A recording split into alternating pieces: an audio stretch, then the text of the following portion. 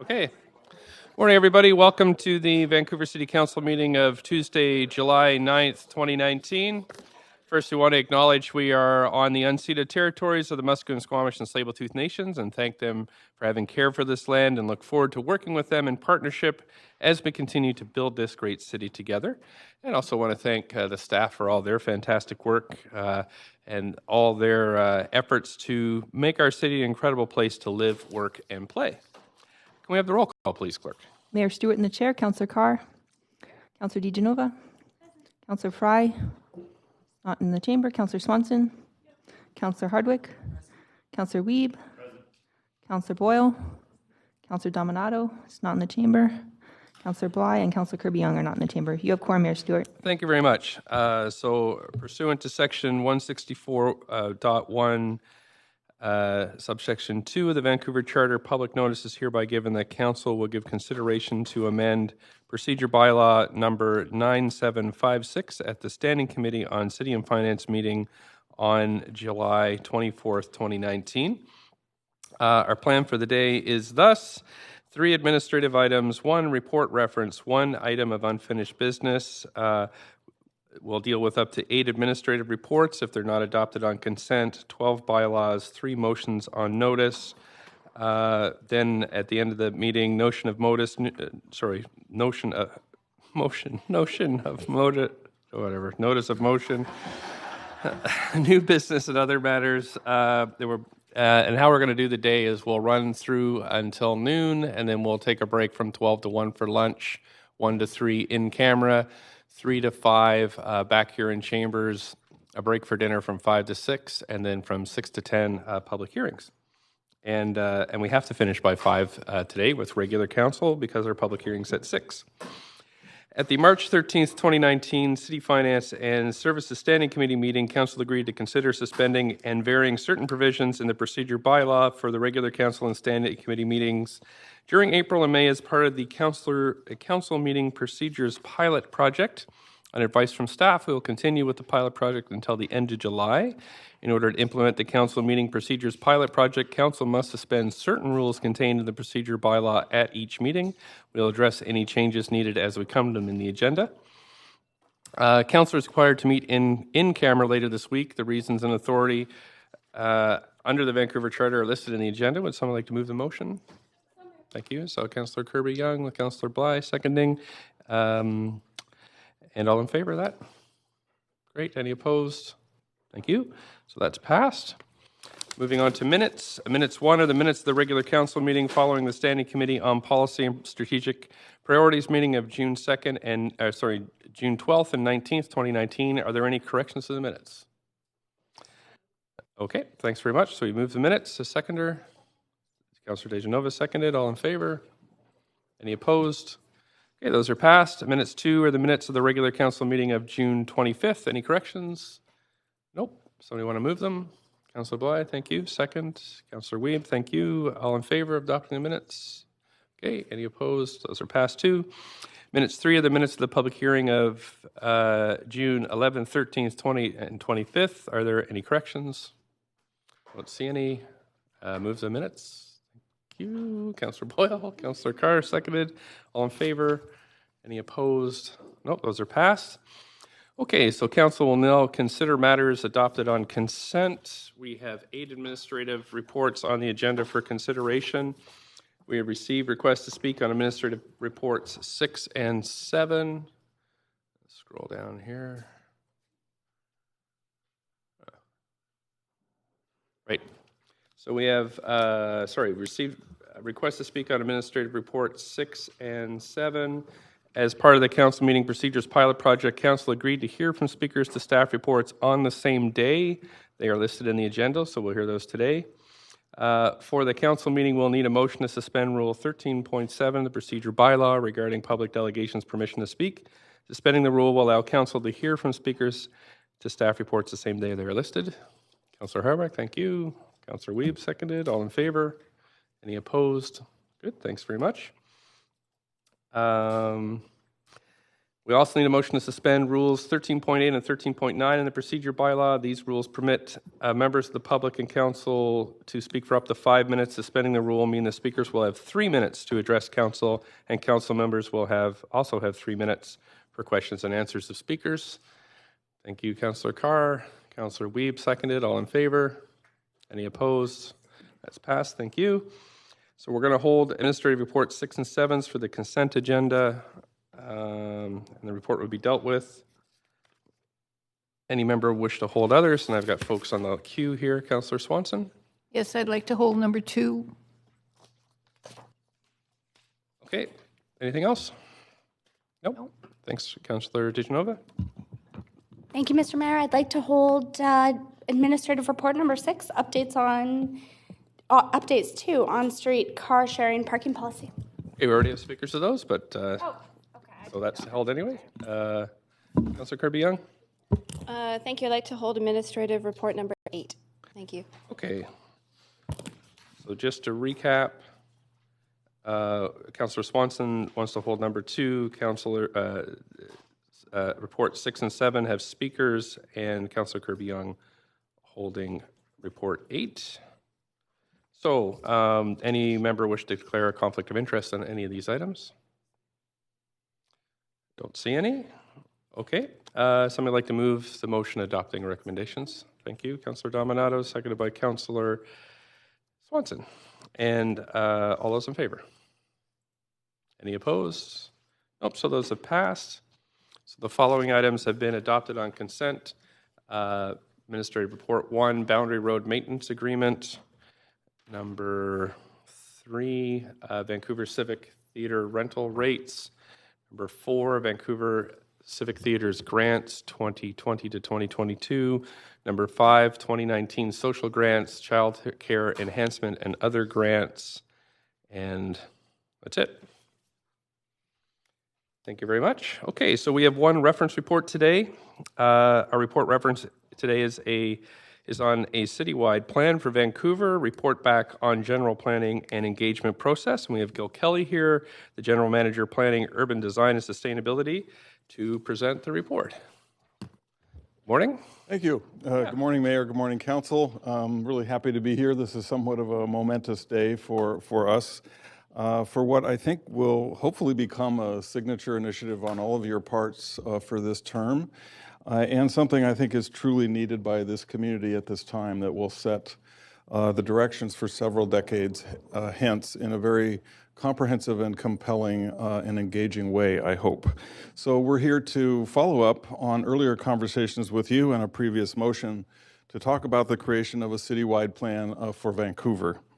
And I'll go through a presentation relatively quickly, pause in a few places just to emphasize a few points that we've heard in our discussions with you over the last months to land this. And then we have staff from a number of departments here to help answer questions. I wanted to say right at the kickoff that I'm really here as the spearhead of a multi-departmental team that's been working on this. So several of my fellow GMs are here in the chambers with us today, as well as staff from various departments, including director-level positions that have been quite involved in the preparation for this today. So a little bit of context to begin with. Well, there's a lot of talk about a citywide plan for Vancouver in 1928, prepared by Harlan Bartholomew. That plan was never officially adopted by council, although it did sort of set the physical bones of the city in many ways. There was, however, a city plan initiated in 1992, much of which was completed in 1995, and we had the pleasure of bringing Ann McAfee, who led that effort as a co-director of planning in that period of time, to come and give a council briefing on that. And we've talked extensively with her and learned some lessons from that. It is important to note that that was a time, 25 years ago or more, when the community was quite engaged and produced a high-level directions report for council, and subsequent to that, developed several policy chapters around transportation, employment lands, climate change and so forth. I'm not sure it was referred to as climate change at that time, but it was one of the leading documents that introduced that as a policy lever and issue. And those were completed and have had a very important effect on the development of Vancouver in the succeeding years. She was not able to work through all of those chapters at the time, the rest of the topics, and so we then had a partial city plan, if you want to say, and this would be the first, we hope, complete and adopted city plan for Vancouver, looking out, again, 30 to 50 years. That process in the 90s broke off from the policy chapter effort and went into the so-called neighborhood visions process, which continued for the next 14 years and resulted in, I think, about 9 neighborhood visions and a couple of community center or neighborhood centers plans. So you've picked up the thread, and I think in your first resolution, which was unanimous after your seating as council, mayor and council, by unanimous vote, you adopted an a resolution to initiate a new citywide plan, and the first ever in some ways. What we took away from the topical list that was in the council resolution were, and in subsequent conversations with you all, have had a sense that you want to be bold and innovative. You want the plan to be comprehensive, that is, covering a number of topics and important facets of city life. To be strategic, that is to say, to make important choices and set directions, and to be very inclusive. You also have emphasized that you want genuine engagement that's informed and that leads to levels of dialogue that really excavate and focus on deeper community issues that will unlock the policy puzzle that will assemble as we go forward with the effort. So we have spent time since that with you and with others scoping the effort, and that's why we're here today. We think we've developed a scope and would like you to just tell us to get started formally on the effort. You may remember this day in the photograph where you had most of a day together at the Museum of Vancouver. It was a wonderful session, I think, that brought out a lot of your hopes and aspirations and even concerns for this effort. So we've built on that with individual one-on-ones with you and some briefings with you as a group. We've engaged almost all the city departments in this effort. Really pleased with that coming together as a co-creation exercise between all of us, including police, fire, and just about every department. We've engaged preliminarily with potential agency partners at VCH, VSB, Parks, School Board. We've talked to a number of community leaders, opinion leaders, civic leaders, and had, through the mayor's office, preliminary introductory conversation, really, with the 3 host First Nations. And in addition to that, have had staff-level working conversations with Indigenous Peoples Agency, with immigration groups, and so forth and so on. So we've come to you today with a sort of thoughtful acknowledgement of all of those important players and forces coming together in this effort. So today, really my focus here in this presentation is to step back a step and really get clear on the opportunity in front of us, because this is a very big effort. To talk a bit about an approach we propose for you, which is really focused on that first phase of engagement, of listening, and then wrap it up quickly with recommended actions that are in the written report that has come to you for the meeting. And there we go. So first on the opportunity. I think sometimes we forget, being so close to this amazing, magnificent environment every day, just how magnificent it is and how much the land and its heritage, its cultural heritage, its environmental stance in the globe shapes our everyday thinking and our policy. And so we have a huge foundation here to build on in terms of just where we live on this globe. The second thing along these lines, there we go, is that we actually have a robust heritage of inspired city building. And I've chosen here a photograph that is not the iconic False Creek waterfront, although that is certainly a global icon. But just to reflect a longer heritage of actually very much around urban livability and a integration with that nature that I showed in the first slide.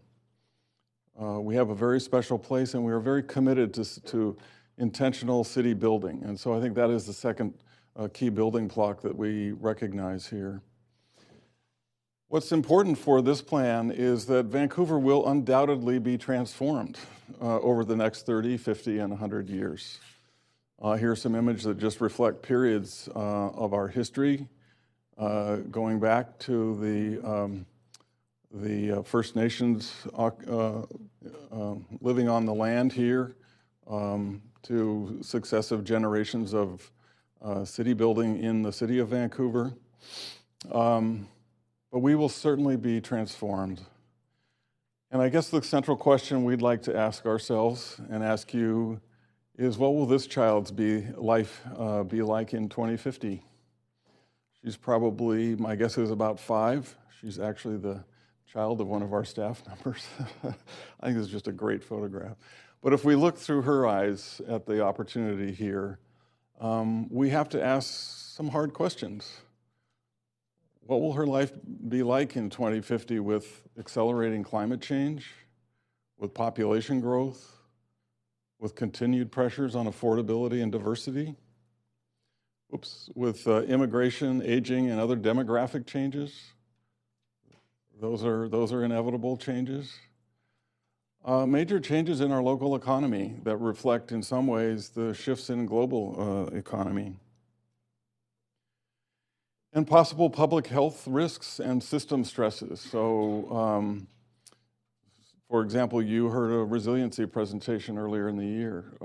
It's only a matter of time until we receive a big seismic shock. And there are other possible health risks from climate change and from moving populations and so forth. So what will be the ability of the city to help her and people her age be resilient in the face of those changes? And certainly we will likely see continued pressure on the delivery of public services, things that we have taken for granted in terms of libraries, schools, community centers, health clinics, walkable places. These will continue to be pressures on local government over the coming decades. It's not getting easier. And another way of framing this is, will the city that she inherits and raises her own children in be healthy, be diverse and inclusive, be prosperous with a shared prosperity that is not prosperity held in the hands of only a few? Will it be resilient to shocks and stresses? Will it be environmentally sustainable? Will it be joyful and sociable? Will it be culturally rich? And will it be capable of continued adaptation and innovation? And finally, will it have an accessible, responsive local government? So it's another way of framing those same challenges in a more proactive way. And many of these actually reflect early goals and aspirations we've heard from all of you and from the public. So just think about this little girl as we move forward here. So the question is really not whether Vancouver will be transformed. It is now, and it will continue to be. The question really is, will we? And that's the question for you today in many ways. How will we, which we're beginning to articulate today, but we'll discover through the process. And how well will we? How well will we guide that transformation? So it's really, are we guiding growth, change? Are we managing it?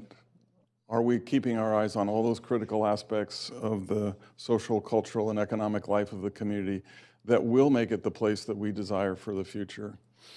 And that means putting a very intentional focus on our policies, on our investments, on our partnerships, on our engagement with neighborhoods and community groups to arrive at that. And I just, at the risk of sounding a bit academic here, just want to paint for you a picture of how we think about transformational change. So if we're here and business as usual is a continuation of what we do, we certainly can do better with what we already know how to do. And if we really excel at that, perhaps put more resources in, build bigger budgets, do more robust programs, we will end up with a better place. I would view that as incremental change. I'm not sure that's at the scale that will take on those issues that we listed a couple of slides ago. What we hope in this exercise is through community engagement to elucidate a desired future that is in fact transformational, that actually gets ahead of and grabs hold of those major drivers of change that we articulated a few moments ago. And that's a very different kind of thing than just doing better or just spending more money at what we do already. It means revisiting assumptions about how we do what we do, about setting those big goals and targets, dreaming big, and exploring the ways in which we get there. And once you're at that sort of clarity about where you want to go, you involve ourselves in backcasting as opposed to the incremental, which is really forecasting. So this means, what are the steps and choices necessary to get to that desired future? It's a very different way of thinking. And we hope, as we continue to engage with the community and hear hopes, dreams, desires, and forward choices into that mix, that we'll keep our eyes on that kind of outcome, because we need it. We need to do it. So how do we begin this exercise here? If that's kind of some of the background, we believe that we have to begin with a broad community dialogue about desired change. You have told us, we have said to ourselves, we agree, we need to start with a community conversation that is open, that is unpredetermined in terms of outcomes, and really focuses on distilling community values, a sense of the community's issues and concerns, and also their aspirations. Really asking this central question of many groups, many constituents, broadly and deeply, of all incomes, of all constituencies, what kind of city do we want to be in 30 to 50 years? That's the place to start. Some of you, Councillor Wiebe, for example, has reminded us, let's make that an informed discussion. And so we have, I don't know, Susan, we have today actually a internal draft complete now of a sort of conditions and trends city profile document that is clear and readable, that needs another round of interdepartmental review, which can inform many of those discussions. And so that research piece will be going on and informing the conversation, but it's really not meant to be a technical plannerese kind of discussion with a dialogue, but meant to be quite broad and engaging. And we'll talk about how we do that in a moment. So the centerpiece of not only the first phase of but the continuing work, just as it was in the 1990s city plan effort, to really foster a broad community conversation about what kind of city we want to be going forward. And that involves learning. And this is not the matter of staff presenting information and getting feedback. This is actually a much more intensive kind of learning conversation that is often hosted by community people themselves, where people are trading ideas, are getting informed, but are also discovering what it means to be in the other person's shoes. And so we think that as part of this process, we need to look through these lenses, all of us, including those engaging in the process. And these are recurring words that I've picked up in my individual interviews with you all, and many of you have used these exact words and some others. Beginning with empathy. And I wish I'd had my recorder on. When Susan and I were talking with Councillor Bly, she made an extremely eloquent statement about empathy and how this was really the centerpiece of the effort in your mind. Councillor Boyle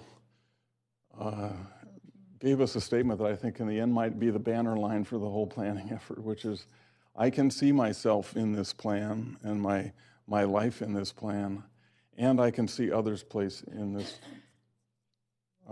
plan as well. And so to me, those two statements were the definition of empathy. And many of you have used this term and reflected on that. And that really, in common parlance, is often confused with sympathy. It's not sympathy.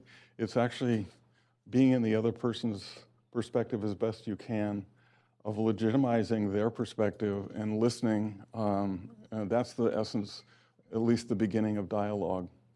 And others of you, and most of you in some ways, have said, perhaps the most important outcome out of this entire process is building trust, rebuilding trust with community members who have felt either at the margins because they're poor, or who have felt left out of policy making and how it applies in their neighborhoods and what voice they've had. So here, the open-ended process to us is really, really important. And by open-ended, I don't mean it's just anything goes and it'll take forever until we're done, which could be a decade's worth of conversation. But, that's all in the art of the design and the progression through that conversation. But we have a ways to go in just hearing people first. We've heard the notion of equity come up over and over again, and same with reconciliation. You had an equity presentation yesterday. We've been working with Sandra's team and others to really dial in and make sure this process is open and touches many people, including groups who have been outside the mainstream of the civic conversation to date. Resilience, in many definitions of that term, has kept floating up. I'd initially posed this slide as a water course, a river with these as deep currents under the surface. I think there are also important lenses to look through as we begin to generate frameworks and policies. And all in all, it's really about learning from one another through the process. There's other pieces here I wanted to articulate too very quickly that this plan could shine a further light on. And one is just looking outside our boundaries. This has come up in my conversations with you and in your workshop back in March. Looking at how we are a part of a metropolitan region here, and we really need to make sure that our policy ideas are conversing with the emerging policies and even influencing those policies of regional entities and of neighboring jurisdictions. How we might actually use the plan in a way to begin to link the major metros in the Cascadia region for not only for purposes of learning, but actually these are becoming more tightly connected communities in terms of the economy, in terms of environmental aspirations and so forth. Big opportunity there. This slide just indicates graphically where we have a missing gap right now. We have a regional growth strategy and we have a whole set of citywide strategies and neighborhood and district plans, but we really don't have the document that whose aspiration was the same in the 1990s to really wrap this all around in a common vision and a set of integrated policies and directions, including the ability to revisit those city strategies and area plans in some ways and update them. And I think in the end, and again, this as the outcome down the line in 3 years, we should have a plan that has these 5 major components to it. So it's more than a physical land use plan.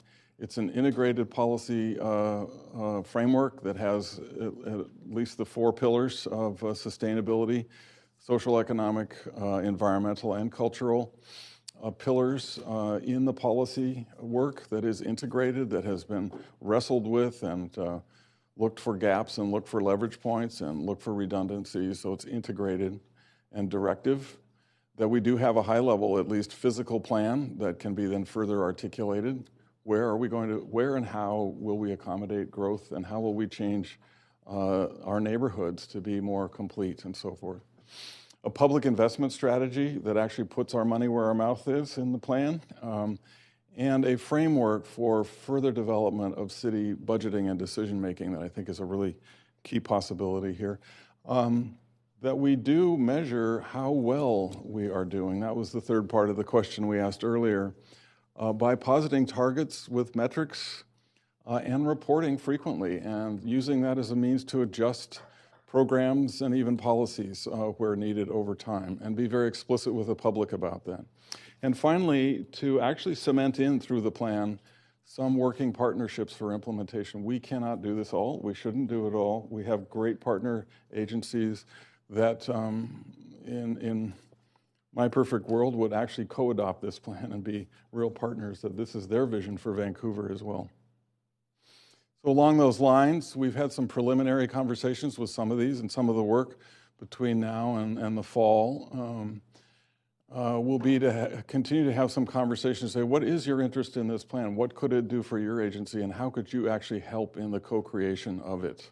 And so those go for everything from business groups to local nonprofit organizations, to equity focus groups, to academic and civic institutions, obviously the city boards and commissions, the First Nations, and a variety of neighborhood groups. So I think this is a very fruitful area of conversation to have early while we are doing the very first stages of the effort. And I mentioned that one utility of this is to actually inform how you and future councils do decision-making relative to those long-term goals, and use them to articulate finer grained strategies and actual budgeting and program decisions that you make every other week in this chamber, and certainly at the annual budget and the four-year capital plan programs as well. So that's kind of the opportunity as we see it in a very brief form. On the approach, we really want to get started here on the first phase, and then we'll be back at the conclusion of the first phase, and of course we'll be engaging you throughout that time. But between now and next spring, we really want to focus on the listening part and make that a very active and engaging listening pieces. We will then move into framing choices, and I think if Ann McAfee had one major regret, it's that the directions document did not really deal with tough choices and trade-offs. That will be the ensuing phase that we will use the first phase information for to then define strategic directions and integrated policies, and then deliver you a plan. But we want to really just focus on the first phase for now. So by September, we'll develop a more detailed engagement plan that will continue to evolve over time. I sort of flashed the conditions and trends report or city profile report a moment ago. That's almost ready to go.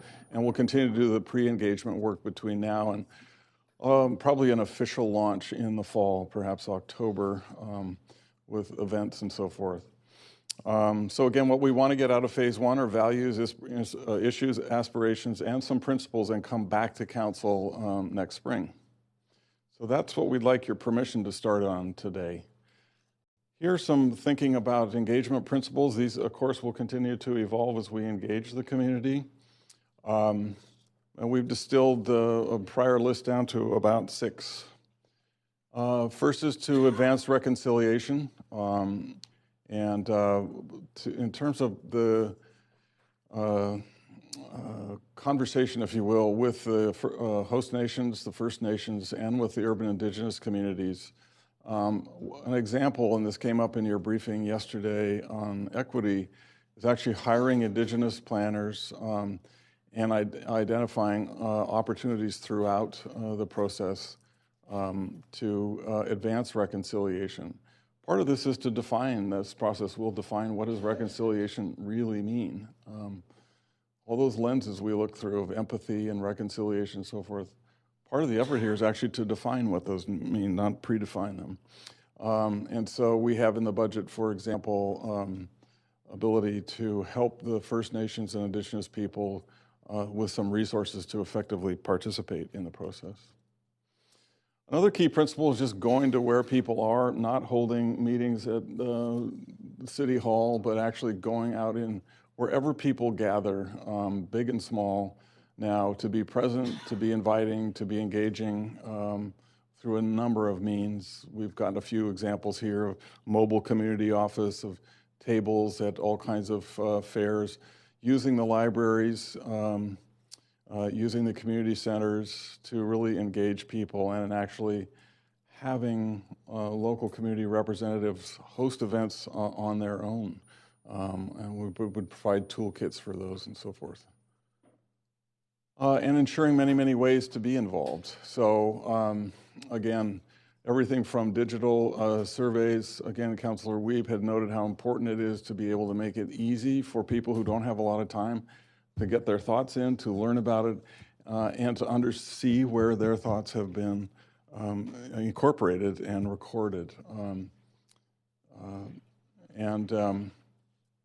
Reminded of a conversation with Councilor Swanson about how important it is to not sort of paper over differences or hard issues, or with language that sort of obfuscates the hard stuff that people are talking about, to be able to reach out to poor neighborhoods and really record and understand what they're saying and make that part of the central dialogue.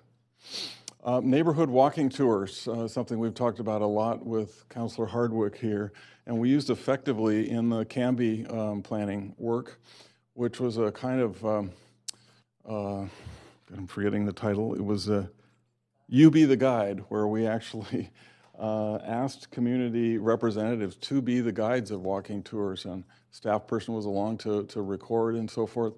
But essentially, they were very effective of engaging neighborhoods with people who actually know the neighborhood. And that kind of information can be quite helpful, both in the early part of this, the sort of issues and aspirations phase, but also in subsequent phases about the design of neighborhood, the improvement of neighborhoods. We'll have surveys, questionnaires, workshops, drop-in events, probably expert panels people can come to, and so forth and so on. So really using many, many ways. And one theme here is just to make it easy, to make it fun, and to make it relevant.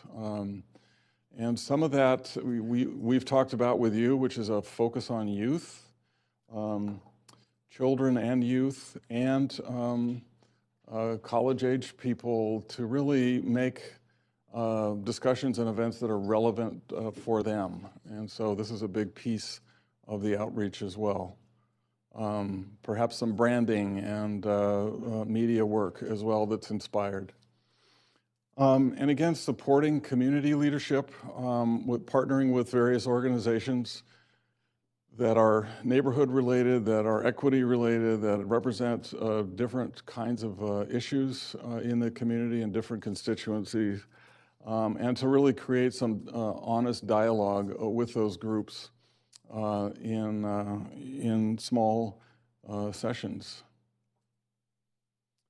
And finally, just really making sure that we're including all voices, including groups that typically have barriers to entry into the civic dialogue for a variety of reasons, as you heard about from Lara and others yesterday in your equity briefing. And that goes to everything from translation to childcare to tailoring outreach strategies through trusted community and organization representatives and so forth. Includes the kinds of materials we produce and information and access to more information. So these are kind of the 6 principles we want to take and use those over the next 3 months or so to actually do a more detailed calendar for engagement activities.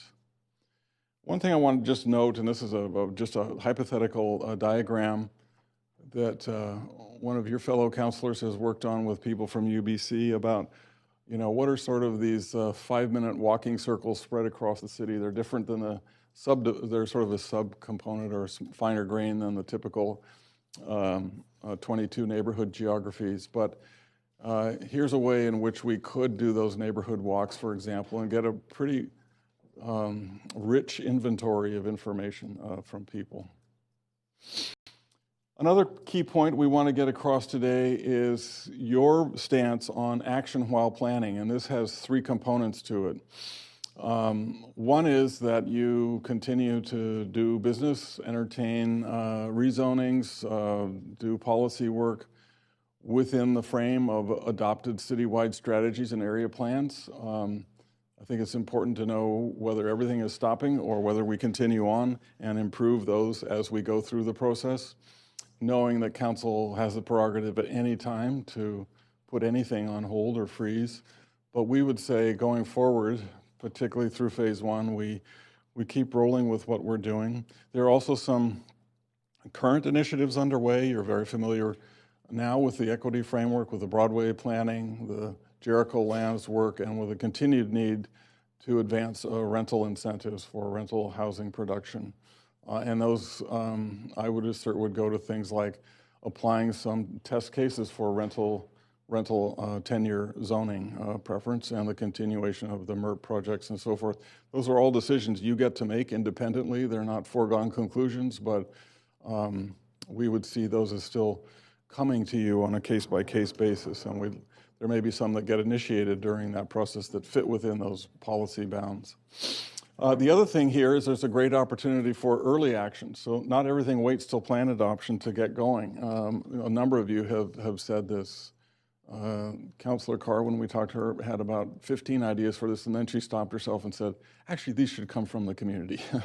And I think that was really great advice there. So we have not predefined these. These really should come from the community conversations.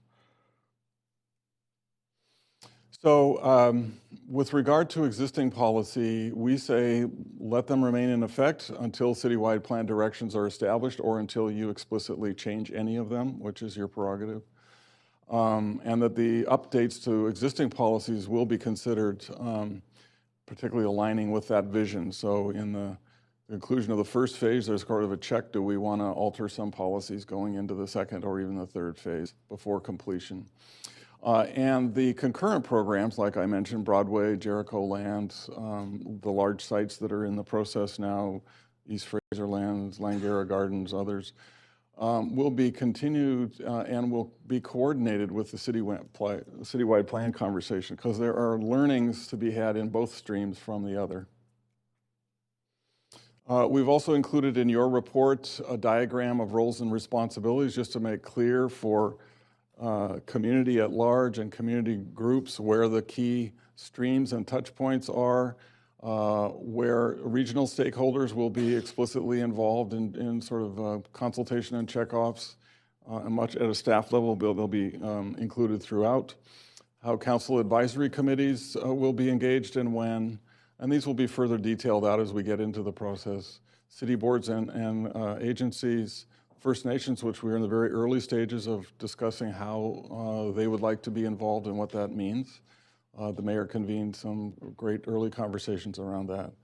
And then for the city council, we of course have said there are some key decision points along the way. We don't wait till the end, but there are opportunities, of course, in between those major decision points for you to be briefed, to have report references like today and so forth. And then the budget, which is also included in yours, and we've taken this approach to the budget, which is robust, to assemble an interdepartmental team, much of that with redeployed staff, in a few cases some backfills, but mostly redeployed staff, have an integrated team office. We'd like to have a space, we're looking at perhaps space in this building throughout the effort where that team can be gathered, where the public can interact and so forth. And to have a budget that's sufficient to reflect the scale of this effort, and particularly around engagement. So there's a big chunk in here around engagement, because that's an opportunity we can't do in a half-baked fashion. If we're going to do it, we got to really do it. And some technical background work, including scenarios modeling and so forth, that will be very helpful in sharpening those choices as we get deeper into the process. So those were kind of the assumptions.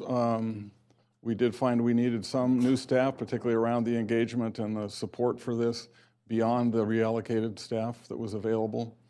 And we have funds currently available within the planning departments, a combination of salary savings, reallocation of some project funds, and access to centrally held funds for projects that we might do in our 5-year work program to reallocate to this.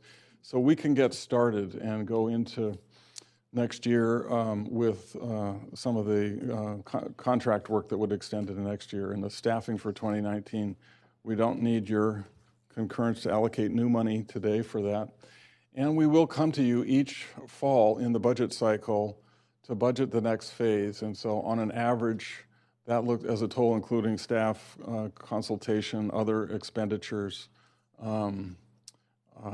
space and so forth, about 4.8 million a year. And that's comparable to what a number of other cities, roughly our size, have been spending on these kinds of efforts. And again, this effort really, or this opportunity, I think, in my experience with many North American cities, comes about once every 30 years. That's kind of the cycle that particularly mid-sized and growing cities find themselves needing to revisit. It's almost every generation there's a big refresh, and we want to do that in a very public and engaged way.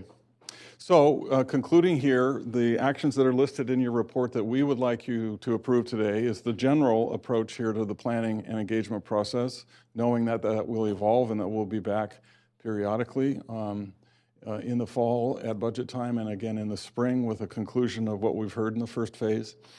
To involve all relevant departments. We don't really need that because they're already really involved, but we want you to acknowledge this is a multi-department, multi-spectral effort.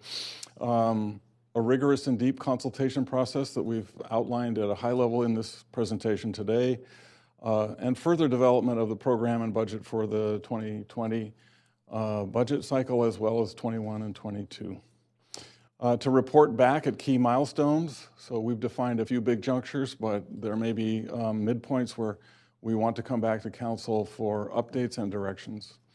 And to refer this report to those partner agencies, boards, and other authorities that I mentioned, so they're aware of your overall direction on this. So thank you for listening, and we say let's begin. So we're now available to answer questions. Thank you. Great, thanks so much for that presentation. And so how this works is we've got council questions. There's a number of folks on the list, number of councilors on the list. Those are up to 5 minutes. Then we have 12 speakers that have registered to speak to this. And so we'll hear from them. Then we'll move the report motion and discuss and debate as we go from there. So I did notice some amendments coming forward in the queues. That would be after the question session. So, Councillor DeGenova, I have you on the list first, up to 5 minutes, please. Thank you very much. Actually, just before you start my time, Mr. Mayor, maybe a point of parliamentary procedure. Sure. You had mentioned amendments would come forward after this, but that there were speakers to this. Would we hear from speakers? Speakers first. Thank you very much. Okay, no just wanted to check that that was the process that was outlined. Thank you very much. First of all, thank you, Mr. Kelly. Very comprehensive, and to the entire staff team that's been involved in this. Certainly, I know that it's been a lot of work to get to this point, and it's a very ambitious plan to plan for. My first question would be, how are we going to reach those people that traditionally aren't aware that we're even doing this here today? And during our meeting with your staff, I had brought that up. Like, for instance, the city of Vancouver, especially getting out the vote during the election. And I know that we have a great digital team that that definitely engages people. What are we doing? For instance, we have the Van Connect app. So I look at that. Can we ask people a question to ask them to access the app? How do we engage those people who otherwise wouldn't be engaged because they're too busy, they're not able to make the time, especially in the wake of the affordability crisis that we face in Vancouver? No, great question. And as I tried to say generally, we're exploring all those platforms and opportunities right now. I think you had one great suggestion that we'd like to explore, which is when people go to Van Connect, or when they get their utility bill or tax bill, whatever they get, that there's something in there that asks a simple question that connects them to the idea of the city plan. And I think we want to explore those ways. We're going to have a dedicated website. We want to use media for outreach, neighborhood organizations for outreach. So we plan to be kind of very present. I was going to say in people's face, not really. Very present in people's lives with this effort from the get-go, and use everything from print to digital to voice to those mechanisms that you alluded to. Okay, thank you. I'm going to ask about how we're going to connect the next generation and the youth into this, because I saw that slide and it certainly resonated with me. I mean, Having my daughter last term on council, really had to think hard about rerunning for election and why I was doing this. And I love the city and have a commitment to making it more affordable, and especially in the wake of climate change and what we need to do. As you said, 2050, what are their lives going to look like? So what are we doing to engage youth at different ages? I mean, elementary schools, I'm sure we'll do some work with the VSB, but are we actually going to have like family events where families can come out and input into this, and we actually ask these kids, what did they see in their future? Yes, great point. And we're trying to articulate specifics around that right now. We've had an early conversation with VSB about getting into classrooms with kids. We often find that engaging kids will then engage their parents and their friends. So that's a great one to do. Finding those family events, which we alluded to in some of the slides there, is another key way in which we'll do that. We've had an early conversation with the Science World, for example, in terms of hosting some things and having things there. So I think there are any number of ways we can do that. But as I said in the presentation, I think a real key stream of engagement has to be around youth. Okay, thanks. And then looking at the budget and understanding that we get one opportunity to do this and it has to be done right. I understand that there will be some budget implications, even if we have money earmarked this year. I'm wondering if your staff have considered at all opportunities or tools such as our new city sponsorship policy, and looking outwards to see if there's other ways to have people contribute to this. I mean, maybe they can't give of their time, but maybe they'd like to donate specifically to the work that's being done on a citywide plan. Yep. We haven't advanced those conversations yet, wanting to know if we could get out of the starting blocks today, but that's something we'd like to explore between now and the late fall, is to see who are our potential private partners in this effort to help sponsor, host, do any number of things to help support the effort. Thank you. And then will we be looking at, for instance, neighborhoods individually? I saw a lot of talk about engagement, language. I think we have to set the terms of reference here. Are we talking about 23 neighborhoods in Vancouver? Would we see sort of that those neighborhood groups evolve that way, or are we talking? How are we talking about neighborhoods here? I think we want to do a couple layers. That clearly we want, and we've had an early conversation with Coalition of Vancouver Neighborhoods. We'd like to engage the neighborhood organizations. We don't want to make that the exclusive focus, of course. And so there's a way, as I tried to indicate on that one slide, to go down even deeper so that neighbors just find it really easy to go on these neighborhood walks and give us ideas and concerns. I think there are many cross-cutting issues and cross-cutting ways. People don't think of themselves only as a member of a geographic community. They often think of themselves as a community of interest in other ways. And so having that kind of multiple platform engagement is how we'd like to approach it. It certainly will include the neighborhood organizations. Thanks very much. That's my time. Thank you. Councillor Kirby. Thank you. Good morning, Mr. Kelly. Thank you for the report. It's kind of like Christmas when you're waiting and it's finally here and you get to actually talk about the citywide plan. So I'm excited about it. And I do have a lot of questions, so I'm going to fire away. Okay. The first one is really, I just kind of want to distill down into kind of the expectations of what this is and what this isn't at this point in time. And so it's been billed as a listening phase. And council gets lots of emails and lots of feedback. And some people said, well, this is just going to result in a high-level plan. It's not zoning. It's not dealing with neighborhood plans. We're not there. And then I balance that with the fact that some of the feedback that came from our former director of planning in the last round was, well, we did a great job on the engagement, but we fell short of delivering the neighborhood plans. So my question is, why is the listening phase so important? From a sort of a broad across the city perspective in your view at this point in time, as opposed to getting down to that level of planning? Because I think people understand I will end up with a plan that talks about zoning and specifics for my neighborhood. Two parts of the answer, I think. One is the plan to be really effective in terms of shaping Vancouver's future overall cannot just be about the physical development of the city. It has to touch on those other pieces and articulate big moves, whether those are around the transportation system, the economy, our response to sea level rise, and so forth. That is not to say the neighborhood level focus is not important, and it is. And so we sort of pose this question to ourselves: is it a choice of engaging neighborhoods on that finer grain or doing a high-level plan? And we actually think that's a false choice. We think there is a way to do both. And so some of the initial work with neighborhoods is to find out what is of value currently in the neighborhood and what is missing, or what do people feel is needed. That will inform, in the beginning, a kind of a template, maybe at a series of scales and geographies about what a complete neighborhood looks like. That then gives us the ability in the subsequent phases to dive in and deeper. So to build on that, I'm just going to keep moving in the interest of time.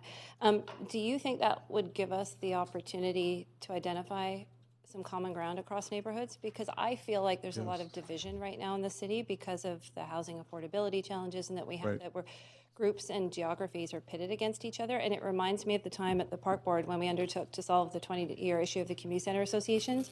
And part of that premise was to bring everybody together and have them be able to listen to the community centers from different neighborhoods and learn about each other.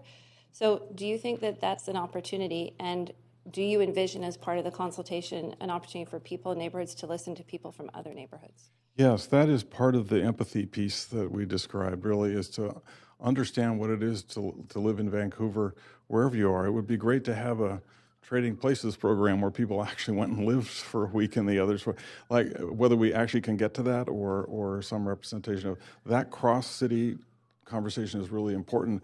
It is also important to listen to people in their neighborhoods about their neighborhoods, so I don't think it's one or the other, but certainly it is that. And I think on that listening about what is important in their neighborhood, people have often just reacted to a proposal. I think this is a chance to engage them in charrette-like activity, which is, what does a complete neighborhood look like in your neighborhood for multi-generational living, for more walkability, for increased sustainability with green spaces and so forth. Like the whole thing, if they have to sort of solve a larger problem creatively, that's a real opportunity here, I think, as well. Find out where the commonalities are and how they are applied individually. Yes, in I think we'll find a lot of commonality. I'm hoping so. I want to talk a little bit also practically about the timelines, the 3-year exercise coming in 2022. Everybody knows what's happening in 2022. Yeah, there's a little there was a reference in the plan that I think it said here that the previous council had canceled the citywide plan, I believe was the language used in the report, in 2010 before it was finished, which is one of the reasons that I feel it's really important that we finish this. So I guess part of my question is, how did council have confidence and comfort that we'll be able to hit these timelines? And is there an opportunity to even pull up the timeline a little bit? And I know that part of that relates to staffing, but I'll ask you that part of the question first. Okay. Well, first of all, we put you in the driver's seat, if you will, on the timeline. So we want to come to you periodically. Here we are now, where we said we'd be. What do we need to go to decisions to make to go to the next phase?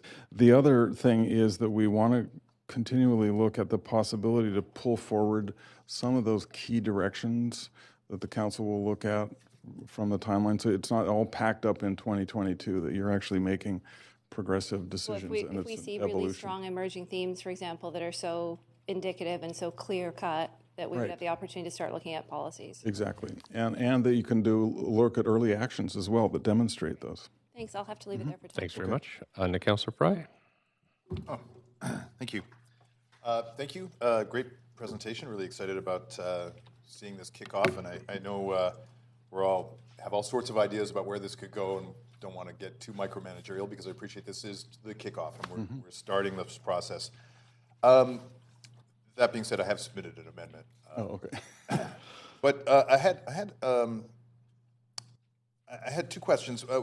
Looking through some of the sort of appendix stuff, and one of the things that really struck me was in the Boston example, and they had a dashboard that was sort of citizen created, and it had really a kind of real time. It has a real time feedback kind of thing where we're iterating through the ideas that are coming and we're presenting them in a kind of public forum. I know that's not really articulated here, but that's something that we're thinking might be an opportunity. We want to learn from that example, and there are a few others around North America that have done somewhat similar things. I think that's a huge possibility here. We just hadn't articulated to the point where we're confident in how that would work, but that's something we'd like to explore for sure. Yeah, and I see you exploring it in the key metrics and reporting. Yes. would certainly like to see a little bit more sort of a collaborative. Yeah, and a bit more real-time kind of focus. A little bit, yeah. And that could be, accomplished through a web. Yep. Kind of Yep. something. Yep.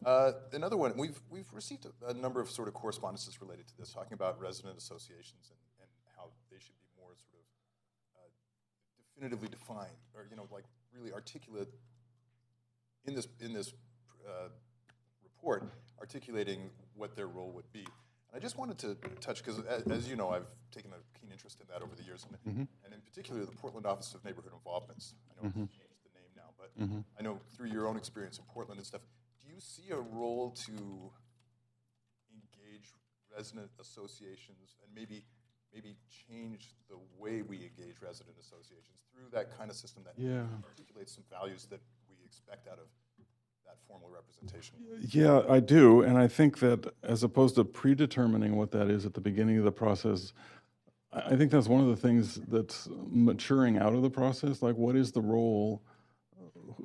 Who shall be the official neighborhood organizations the city sanctions, and what should be their charters, and what is the most effective way to engage them? We begin with who we have and use that. But I think there's a level of kind of learning and exploration and maturity that can come through this process that may end up with even a more robust and productive system coming out of this for future. Really, like touching on that Office of Neighborhood Involvement in your experience as a Portland planner. Yeah. It did actually mandate some sort of key values that everybody was expected to adhere to, and membership. That's right, and they were actually staffed with some city resources as well. But they evolved from 97 neighborhoods into sort of 5 coalition offices that were the gathering points of those, and where they had clear touch points with city policies and had some guiding principles around equity and livability and so forth and so on that were then effective conduits and kind of conversation hosts and starters and conduits back into city council. And into the planning department, planning processes going on. So I think, and it's evolved over the last 2 or 3 decades that's been at work in Portland, but I think it's one of those examples that we want to learn from. I'm good, thank you. Okay. Thank you very much. Councillor Hardwick. Mr. Kelly. Good morning. Good morning. Let's start with the Vancouver Charter. Vancouver Charter lays out the roles and responsibilities of the city with respect to the land within its boundaries and the inhabitants of the land within its boundaries. So, as you know, this is something that I've been working towards for years now, and my biggest concern has been with the top-down approach to planning that has been really emblematic of the last 10 years, which has led to the deep distrust by the citizens of what's going on in City Hall. So knowing this, I had really hoped that what we were going to see was a bottom-up exercise, but as I listened to your priorities coming through the way this was laid out, I saw, again, a top-down approach where you were prescribing values and so we'll create the paradigm and then people can respond to that. Don't you think that's backwards? Don't you think we should be prioritizing as our number one activity going to the people of the city and asking them what kind of city they want to live in the future? My concern is I saw too much emphasis on stakeholder groups and on values-driven activities as opposed to just, you talk about listening, but you kind of got to that point. So my question and my challenge back to you is, what about the people of the city? Why are they not the number one priority in this exercise? Well, I apologize. Maybe we're having 2 different conversations because I feel like that is where I started, and that is what we're doing. We're not predetermining values. We've only said we need to have a values-based conversation with the community. We have articulated some things with the slide of the little girl, for example, that have been common concerns. We have not tried to say how those play out or how we would address them, coming through any number of conversations with you all and with processes, including with community leaders up to this point. So we're simply saying, a future vision for the city has to wrestle with what people are already telling us. That does not say we're not starting by doing even deeper listening with neighborhoods now. We're not going out with any predetermined framework. I was trying to make that clear in the presentation. Apparently I didn't quite, but Well, not in the order of things as they were presented. Certainly, if you go back, your priorities, we got to the people in the neighborhoods, but we didn't start there. So I'm questioning fundamentally why we're not starting with the neighborhoods, why we didn't start with a map of the city broken down with the neighborhoods, why that's kind of plugged in there. What we started with was aspirational, values-driven. These are the ways that we think the city should be operating, rather than asking the people. Because ultimately what the city's role is the management of the land. Land use change, is it not? yeah, I'm not sure we're articulating different pathways here. I think we are wanting to, in the first instance, as I tried to say a number of times, going out without any predetermined mental constructs here to ask people what is important to them. That is the very foundation of this effort. But I don't know how you can say that, because there was a list of constructs and values very implicitly right from the very beginning of your presentation. I'd also like to ask you, given, again, we had a big change election back in October, and there was a lot of pushback on existing policies and plans. And yet, given that concern on the part of the electorate and the inhabitants of this city, why would you be recommending that we continue along with plans and fold those into the citywide plan when we've heard so broadly that people do not embrace those? I'd like to make a distinction between folding in as is and allowing those to roll while we are doing the plan. Those are two different thoughts. And I said the latter. We need to... The absence of any plan or policy in the interim is not a good place to be for you or for the community. So my suggestion is that we allow the existing policies to stand. You can amend them at any time during this process. That is different than saying those are automatically folded into the effort as is and will not be challenged and evaluated during the process. In fact, our hope is that they will. So I think those are two very different statements there. Okay, but as we've seen, we're continuing to roll along as if these are done deals, these plans that were brought in under, again, the prior councils. Yeah. And that's, we're at 5 there. Thanks very much. Well, maybe we'll get to do some additional questions. Yep. Okay. Thanks very much. Councillor Boyle. Thanks. So I'll echo some thanks for this. I'm excited about the broad vision of it, and actually in particular excited about the citywide approach as someone who grew up here but has lived in many different neighborhoods and seen friends get priced out to Burnaby and move back, or go to school in Montreal and move back. I appreciate that big picture approach. I'm curious to hear, I've had a number of folks reach out to me reading the plan and say, how do I fit into this? So I appreciate the commitment to equity, and I know we're still growing with it. And I wonder if you just have any examples for folks who are trying to figure out how they might plug in, of what it might look like to be engaging non-English speaking communities, or how in the early stages we might be thinking about reaching renters who maybe because of being moved around and displaced aren't as involved in a neighborhood association specifically. So just a few ideas of how we're thinking we might reach those folks. Again, it's one reason we don't want to make this solely neighborhood organization focused. We will want to include those organizations as a key layer.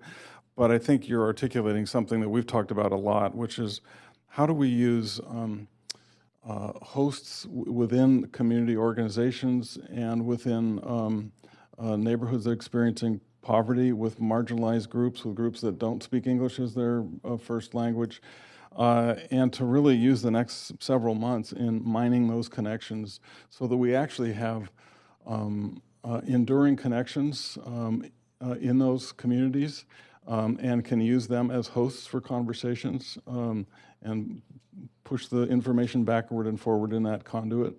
So everything from, the sort of kitchen table conversation to interest with, or communities of interest meetings that are hosted, to the extent they're amenable to using online communication, to use that as well, to occasionally convene a number of these groups, say what are we missing in the plan and how do we communicate better and engage better, I think are some of the ways that we'd like to articulate over the next few months very specifically with names and organizations. And I am hearing, I guess, just to clarify, some of that will mean having not having facilitators whose first languages are many of the other prominent languages in the city, so that people are hearing in their own tongue how to engage in this? Yes, absolutely. And we have that built into our resource, our budget as well. Great. Yeah. Really appreciate that. And my other question is, maybe you could speak for just a moment to the engagement we've had with the host First Nations and urban Indigenous people, and what we've heard of their hopes for where this citywide plan goes and how reconciliation fits into it. That's occurred on 2 levels so far, and we want to really, after your approval today, to move into that space more robustly. The mayor has personally convened leaders from each of the First Nations. We had extensive, long conversation with each of them, which the mayor can articulate as well. I think was a really good start, an acknowledgement that we're both in this together and that there is a possibility for co-designing the future with that heritage and that involvement of future generations for them involved. So part of the notion that you mentioned earlier on about I see myself in this plan and I see others in this plan too, a place where there's, I think that was much of the spirit that we heard from them. There are some long-running tough issues we'll need to grapple with during the process, and we'll probably continue to grapple with, but may set some more productive framework for going forward. At the staff level, we have met with Susan. I'm not recalling the date that you and staff met with Indigenous peoples. Sure. Susan Haid, Deputy Director of Long Range Planning. So, in addition to the leadership meetings led by the mayor, we have regular meetings actually with our Indigenous staff across departments, as well as with each Musqueam, Squamish, and Tsleil-Waututh staff. So we met with them probably about 2.5 months ago. They provided some initial input, including around thoughts towards resourcing, and are very keen to engage. We met with the Metro. Yes, and as articulated in the staff report, there is also support and engagement through MVAC, Metro Vancouver Aboriginal Executive Committee. And we do have a memorandum of understanding, and that is essentially a network for many urban Indigenous groups. So we are engaging and also supporting in the proposed budget, again, to have those facilitated discussions led through those organizations. Great. My last question connected to that is, and you might have to jog my memory, was it the citywide plan in Auckland that was one example of how reconciliation in Indigenous relationships. I'm curious what we learned from that in terms of how we're doing that. Yeah, I think that Auckland was kind of the first real example of that sort of reconciliation piece. In communicating with some of those folks, it needed to go deeper and probably will, but it was a good first start. They actually organized their plan chapters around Indigenous design principles that came from the Maori. And so they were long-held philosophies about community health and community design that were actually embedded in the Maori culture, and they used those as a way of framing the policies in the plan. So that was pretty interesting. Thanks very much. Thanks. Councillor Bly. Thank you very much, and thank you very much to your team for this initial report. I appreciate that of all the many conversations we've all had, I appreciate you teased out the word empathy, and if I may, you articulated or sort of summarized what I said, but I think it's really important that empathy can be confused for feeling other people's feelings, and that is where people can get quite confused with where they stand on issues. Empathy in this context is really, as you said, about simply recognizing that other people have different ways of looking at things. So other people will see things differently, and that's just the natural way human beings are. And I do think it's important, and a really strong foundation for the start of this process is just to hopefully have everybody go into it with really looking at how does that actually impact the way that they engage. Yeah. So I appreciate that you teased that out. So I have a couple of questions. Where am I going to start? Okay, I said the first question really is around, I'm just going to get to it. We've heard some of the spot rezoning processes that we are undertaking right now as being challenging, and I don't want to make assumptions, but I think that that is actually going to get more challenging the more zeroed in we get on a citywide planning process. So I really would love to hear your advice to council and perhaps to the public, but really just your expertise on how would you see our role in public hearing, continuing, we're not going to, there's not a moratorium that's being entertained here, so how do we best fulfill that role, at the same time give the citywide plan the hope that it needs in order to solve some of those more immediate issues we're facing? Yeah.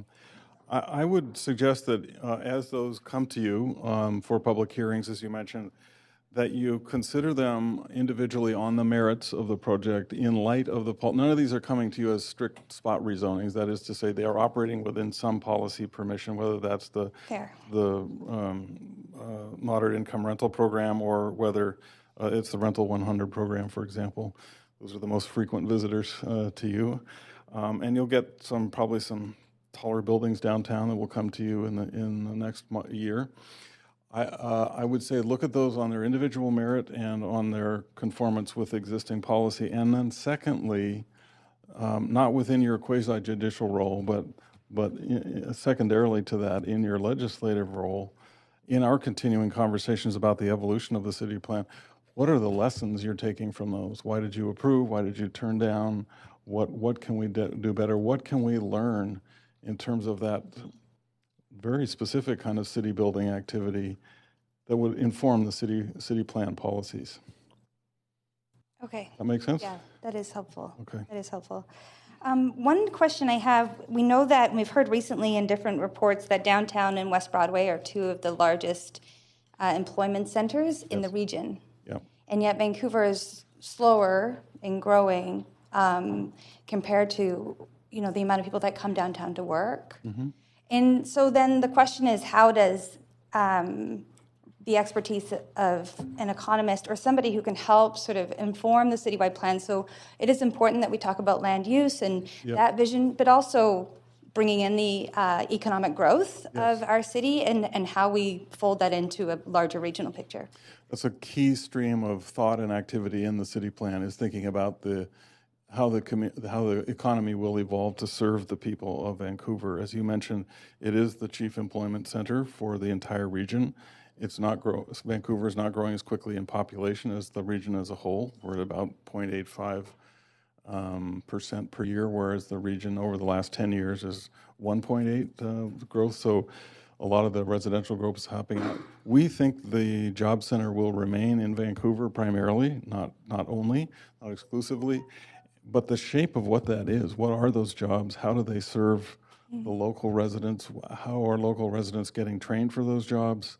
What access do they have? How do we have a multifaceted economy here that doesn't depend on having a PhD or a master's degree in a technical field to make a living in Vancouver? Mm-hmm. Those are key questions, and so we do want to involve economists and economic thinkers about that in the process. Okay, great. That's good to hear. Very encouraging. My final question is around view cones and view corridors. On our website, we list 100 urban view corridors, and I'm curious, will we be informing those participating and engaging in the citywide plan initially that those exist? Because I think a lot of people don't even, you talked about taking for granted this land and where we live, and I wonder if you could just quickly comment on that. Yeah, that's kind of a base layer of existing policy and information that we will articulate for people. We hope that the city plan discussion doesn't become only about view corridors and a couple of other things, but clearly making those as representative of policy choices that have been made in the past, given certain values, is part of the base information that we want to get out there in terms of informing a more robust and comprehensive dialogue. Okay. Thanks very much. Thank you. On to Councillor Wiebe. Yes, thank you for the report. I really enjoyed that backcasting and looking kind of future transformational. Then the next slide talked how should we do this, and talks about broad community dialogue about desired change and not desired future. So the slide before really talked about the future. So I'm wondering how we're really going to plan for that desired future and not just the changes in each neighborhood and what can lead community, but how are we looking at those transformational changes in that first phase? That may have just been a flaw in our terminology. I think it's exactly right. That next slide really is about that future state, articulating the future state, desired state. Okay, so not desired change. Yes. Second one, you talked about trust as one of the lenses and making the city more accessible and building that trust. How do we, and the first phase is very important, this listening phase, to really build back that trust. What do you see as the key factors that we're going to do in the city planning process to build up that trust? I think there are three keys to that. One is actually doing listening, and listening is, it's a discipline. It's not simply holding a meeting and letting people talk and that's it. It's actually facilitating and mining it so it hits deeper levels, so people are actually hearing each other and we're getting to the real topics. That's one in any hosted conversation. Another way is faithfully recording what people have said and making it clear this is what has been said and this is what we've heard and others can hear. That's another key piece of this. The third way is that not to overly focus on one audience or one group, but to listen broadly, to engage broadly so that we're bringing multiple voices in, because ultimately, as a number of you have been saying, we need to have that cross-dialogue across geographies, across genders, across ages, across interests, and that I think will engender its own enthusiasm and excitement and learning. Trust. Thank you. Another big one you talked about was joyful and sociable. Right? I think that's exciting. I think the whole process can be very exciting and people want to get on board. And so for me, I think that's going to be a big key is how do we bring that joyful into the events and kind of bring the city plan to everyone in the city that wants to be involved. Yes. So yeah, I'd really like to see how we deliver on that. And we've taken note of your ideas in that regard, by the way, so there's some really good ones. Yeah, and then I guess the other one is we talked about the city and you showed the city, the land, and how important it is on the kind of historical components of the city. How are we bringing in kind of the topography, hillsides, the understanding of the land and the history of some of the kind of dark history we have as a city of Vancouver and how we can kind of move forward from it. I think we talked a little bit of that yesterday with the equity component, but how do we really kind of educate everyone about where we're at historically as a city and where we could really see that move forward? Yeah, I think we want to look for those ways because I think what you're talking about is one way of defining reconciliation. That is to say, it's not necessarily a formal act between the host nations and the city. That may be part of it. The other part is actually expressing what those historic events, values, and remnants are and acknowledging those fully and making those present in the future design of the city, if you will. I think it's also understanding the history. I mean, people move around the city. There's a lot of transitional components. So how do we ensure that people understand the history of the neighborhood so it's not that kind of competitive component of new people to a neighborhood and the people have been there for a while? So how do we ensure that that conversation, that understanding is brought forward when we try to really do the future looking for neighborhood? No, a great theme there to mine. I don't have a formula in mind for that, but that's definitely a principle that we should Okay, and I guess the last bit is what is the public going to see in the next kind of 5 months? So what is the kind of public out-facing component? If we pass this today, what is the public going to see tomorrow? What are we going to see in the fall? So kind of when is the public really going to feel the kind of components? We're anticipating now, and I know staff's a little anxious about this, but I think something like an October official launch, so that we've got a lot of prep work to do leading up to that point to dial in all the engagement pieces that have been described here, and to actually use that as a major kickoff event that will, there will be other punctuation points with ideas fairs and things like that along the way. But really to mark the launch in the fall. So we'll come to the City Council beforehand with ideas about that launch and about the engagement that would follow that. So even if it's passed today, it won't really be till the fall till the city really sees the breadth We're of going to what's continue to have conversations with a lot of the people we've talked to today to help shape that program for post-launch. So that's for sure. so they can be part of it and then really Yeah, the launch to everyone in the fall. Exactly. Thanks Thank very you much. so much. On to Councillor Carr. Thanks, Mayor Stewart. Thanks so much. I have really appreciated the process you've gone through to get us to this point, and I'm excited about the future. I want to pursue some of the ideas that have already been raised, but particularly around how we rebuild trust, which has been a key, I think, issue that we've all seen that the city has faced. And so in terms of that, you've talked about listening and reflecting back, and I'm assuming there's an implementing stage to that, where you actually, in a quick start. Now, will the process be the people will come forward with ideas, and there could be many quick starts at the end of the first phase. Is that right? That's correct. Yes. Okay, that's good. In that first phase, just remind me, what percentage of the budget is going to actually support consultation, very broad consultation, generally? Yeah, in general, when you look at the cost average over the 3.5-year period, somewhere between a quarter and a third of the budget is actually around engagement. Around engagement, okay. Have we thought about, I think we've had conversations, engaging actually local groups to do the engagement, or involving them in that engagement process? I think that's one of the principles we try to articulate is really the city shouldn't be the only host for this conversation. It really needs to be empowering local hosts, if you will, within the community of a variety of organizations and stripes to be the conveners in many ways. Excellent. Have we talked to the Vancouver School Board about how they would imagine engaging youth? We have had one actually a couple of conversations. Susan, do you want to relate your last conversation with VSB? Sure. We've actually had several conversations. VSB is super excited and actually forwarded a letter to council in support of the launch. They're really excited from a number of perspectives. One is around engagement and really getting the city plan engagement into schools, and I think very consistent with the ideas of engaging families, so PACs and communities. They're also very keen as a board and also a community hub and a landowner to be part of the conversation on what their future looks like working with the city. We are talking to them certainly about fall launch and potentially about engagement and curriculum ideas in 2020. So they'd be very much part of the 2019 work, but actual programs hitting the ground in classrooms in 2020. Right. That's awesome. Regarding listening to, we've been getting some correspondence on this at City Council. One piece struck me around, we're talking about sort of what plans are in place and what is open to engagement or not. But anyway, the Mount Pleasant plan wasn't listed. Was that just an omission, or I'm just wondering why it wasn't listed along with the other plans? It was shown in the presentation. I'm not sure.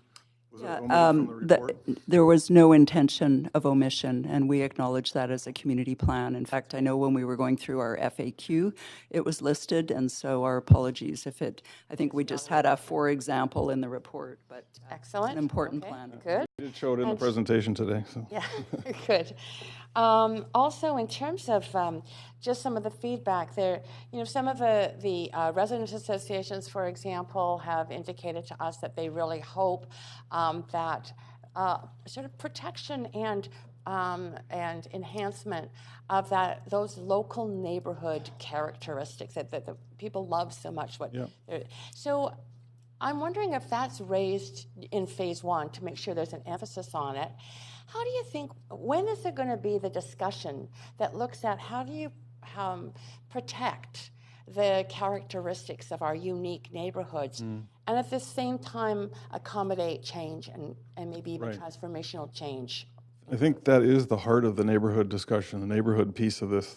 What does it mean to have a complete neighborhood that part of which is to reflect the valued components in the neighborhood today and historically.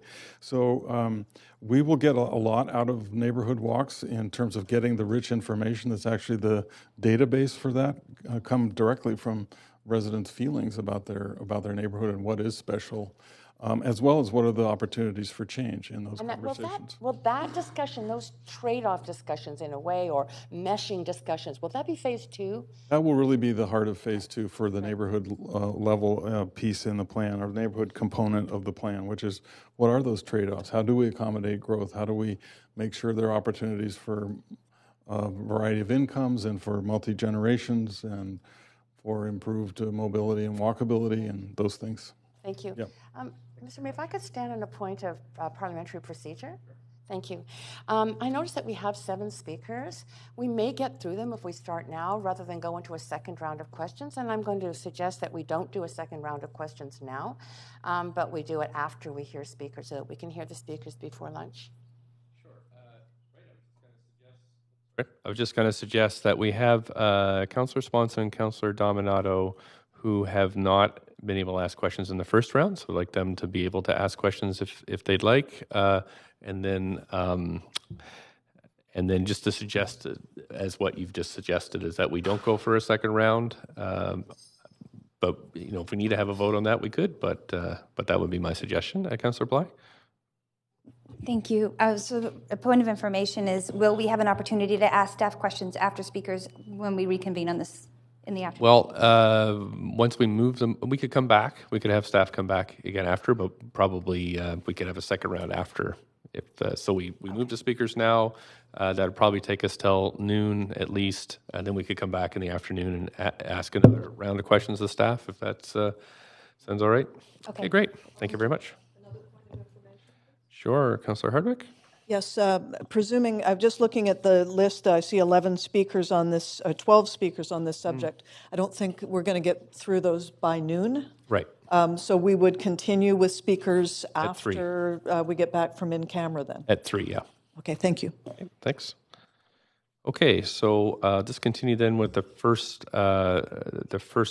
speaker, councillors who have not yet been able to ask questions. And so I'll go to Councillor Swanson for 5 minutes. Go ahead.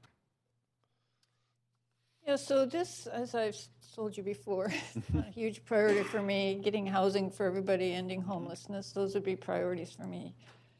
So, but what I want to know is, what are you doing about point 7 of the council resolution? It's in Appendix A, about protecting people from reno and demo eviction and gentrification during the process of the plan. Well, first of all, we brought you a major piece of work just a few weeks ago on renter protections, and we will continue that work. You'll be seeing more of that ongoing. It's one of those streams of current activity that you've expressed interest in as a council, so we wouldn't see stopping any of that work, and we articulated some future directions in that report when we came to you with the renter protections piece.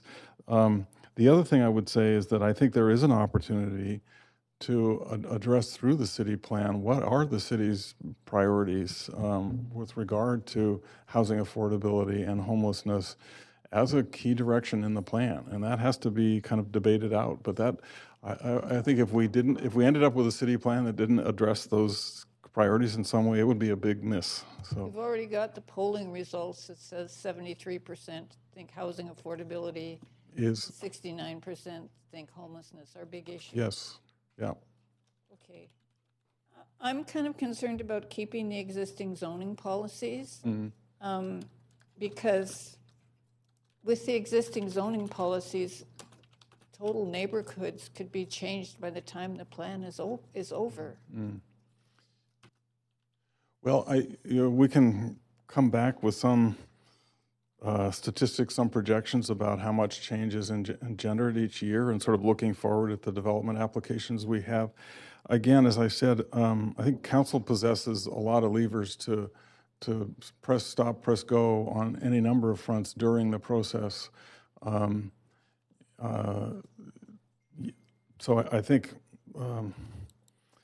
you maintain that opportunity, I guess, throughout the planning process. It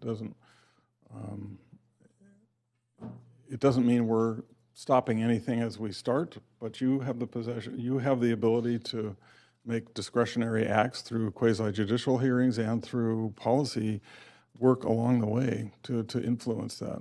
I could be wrong, but I think my memory is that when we did the Downtown East Side local area plan, that zoning applications and inquiries that were in the pipeline continued under the old zoning, but the others were paused. The new ones, meaning? Yeah. New ones were paused. Yeah, and we've duration of that local area plan. We've done You're that. saying you're not recommending doing that for the citywide plan. No, although we're not saying we're unleashing spot rezonings, but things that are comporting with recently adopted plans and with policies like the moderate income rental program and the Rental 100, which will be reviewed and coming to you this fall. All those rental incentive programs will be in front of you this fall for amended policy directions in November. So that's a midpoint piece of opportunity for you in that regard.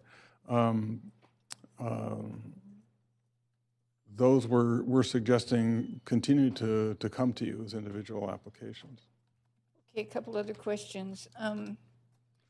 How will decisions be made? Like, I guess ultimately council makes the decision, but are there some decisions that citizens could make? For example, I think in Brazil, if you attended X number of meetings, then you could vote on certain items. Interesting. I haven't looked at that model. That's a really intriguing idea. At what level? What are those decisions? What kinds? It'd be worth looking at. Who decides what the options are? Is that staff? No, actually, I think that will evolve. Staff will be responsible for coalescing those and bringing them to you. But I think the point about the robust engagement is to actually have a lot of that option work articulated by citizens and by residents. In your presentation, you said one of the things you'd be doing is framing choices. Yes. What kind of choices do you anticipate framing? Well, there are a whole series in almost every topic. Yeah, in almost every topic area, there's a series of choices. Something as kind of physical as sea level rise, for example. There are choices about how to treat the shoreline, and it's not the same everywhere. But it's, do we retreat, let the water come in? Do we sort of erect barriers and develop behind? Do we raise structures? That's a very kind of simple sort of thing. In the areas of housing, I think there are choices we've already articulated somewhat through Housing Vancouver, but could become a more robust discussion there about what are the choices to effectively drastically reduce homelessness, for example. I'm not sure we mind all the choices in that regard. We're at the 5 minutes, so thank you very much. Thanks. Yeah. Okay, Councillor Dominato, just put your mic on here. Go right ahead. Thank you, Mr. Mayor, and thank you, Mr. Kelly, and the entire team for the work on this.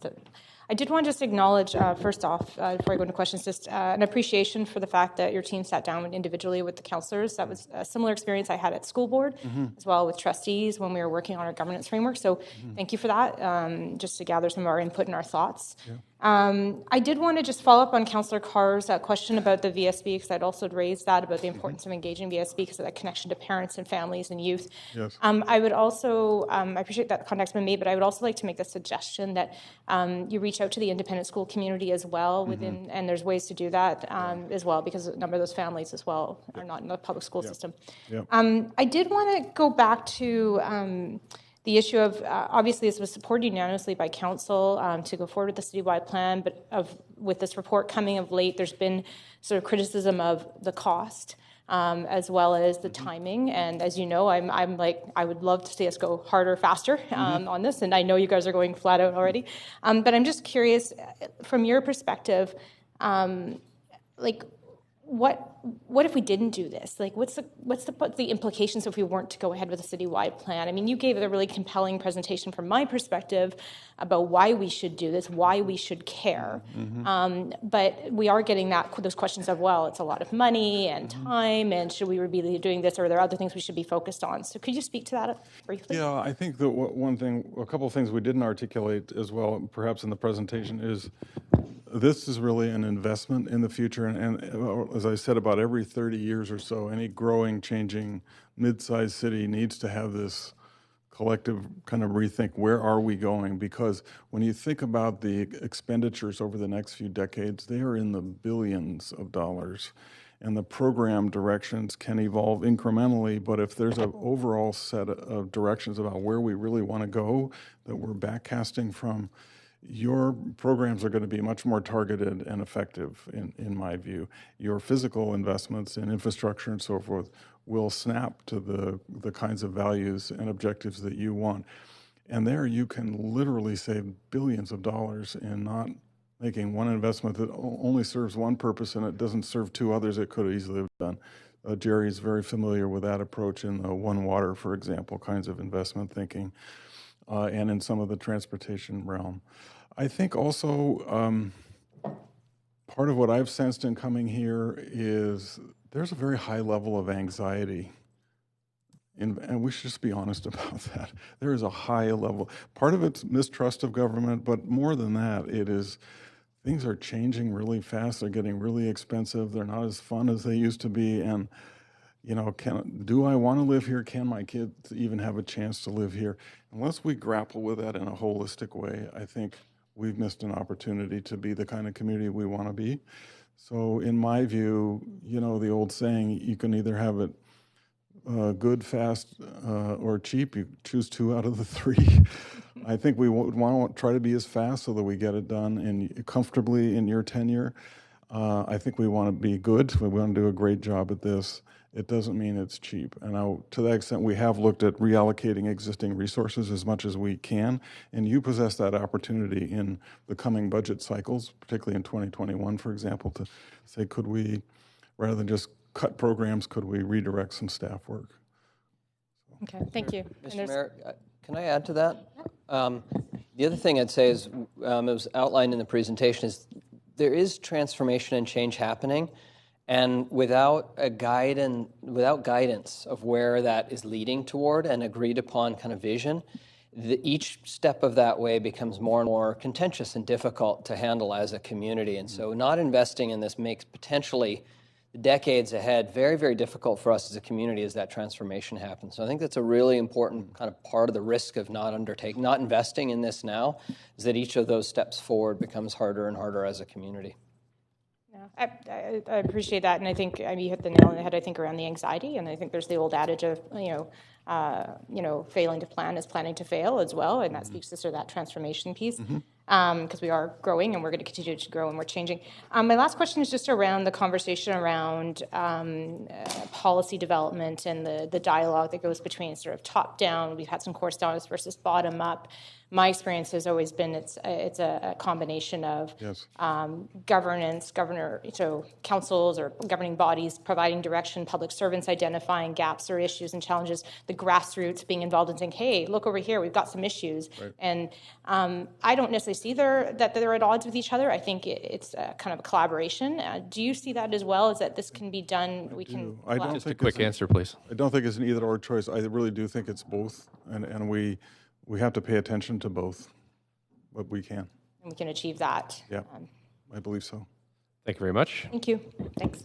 Okay, so now we're on to our, just if the clerk could note that in the queue for a second round of questions are Councillors Hardwick, Deschanova, Councillors Hardwick and Deschanova. So we're going to move to the public questions. The first speaker is Nola Kate Seymour, Director or Chair of the Vancouver City Planning Commission. And just a reminder that we're 3 minutes for presentation, 3 minutes for questions. And I'll just clear the queue and reset timers, and I think we're all ready to go. Okay, thanks very much. Good morning. Please go ahead. I'm Nola Kate Seymour, Chair of the Vancouver City Planning Commission. Part A of our mandate is to advise Mayor and Council on planning and development matters related to the future of the city. That's why I'm here. The Commission is in full support of the proposed actions as outlined in the report and commend Gail Kelly and the team for their work. VCPC met with them in January and our comments and concerns have been incorporated. As the former president of the International Center for Sustainable Cities, I oversaw an international network of 40 cities undertaking long-term urban planning.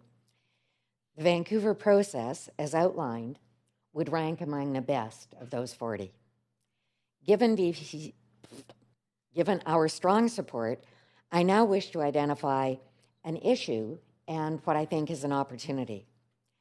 I'm referring to Council's original motion in which Council directed staff to undertake, and I quote, the scoping of an expedited work plan and timeline to co-develop with Vancouver residents and stakeholders a citywide plan. The issue to which I refer is the concept of co-development. Co-development involves sharing decision-making. There's a difference between a robust and collaborative engagement process and a co-development process. In the Cities Plus network that I mentioned before, one of the strengths of the process was the establishment of a multi-stakeholder and multi-party steering committee in each city, and that group's purpose was to oversee and guide the project. It was broadly representative of the residents, or reflective, rather than, representative is not organizational representation, but reflective of the residents in the cities, and included those with lived experiences. It met frequently, and it was co-chaired by the city and by a community leader or organization. There were also working groups, and they were also co-chaired. And in that way, you had co-development going on. The result was that the communities owned not just the process, but the implementation of the results. When the vision, strategies, and plans came forward to their city councils for both interim approvals along the way and for final decisions, it wasn't coming from staff alone, it was coming from staff and the community. The proposal that you've got today is a robust consultation and engagement process, one of the finest I've seen. It envisions providing resources to community groups to undertake their own engagement processes, but it is not a co-development process. If Council does want a co-development process, it needs to establish a multi-party steering committee to oversee the process, led by the city and by community co-chairs. Thank you so much. And we have Councillor Fry with some questions. Up to 3 minutes, please. Nice to see you.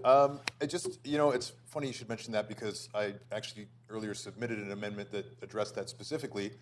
And I noted that throughout the presentation, Mr. Kelly referred to co-creation, and that's sort of where my language goes. And a planning friend once told me, explain the difference between consultation and co-creation. It was very illuminating for me in planner speak. So I'm wondering, is co-creation the same as co-development? Are we apples and oranges? Perfect. That's all I needed to know.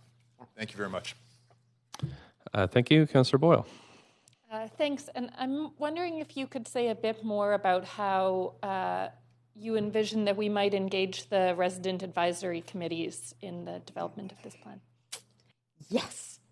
I think that's an opportunity that you have that you just have because you've created your new citizens advisory groups.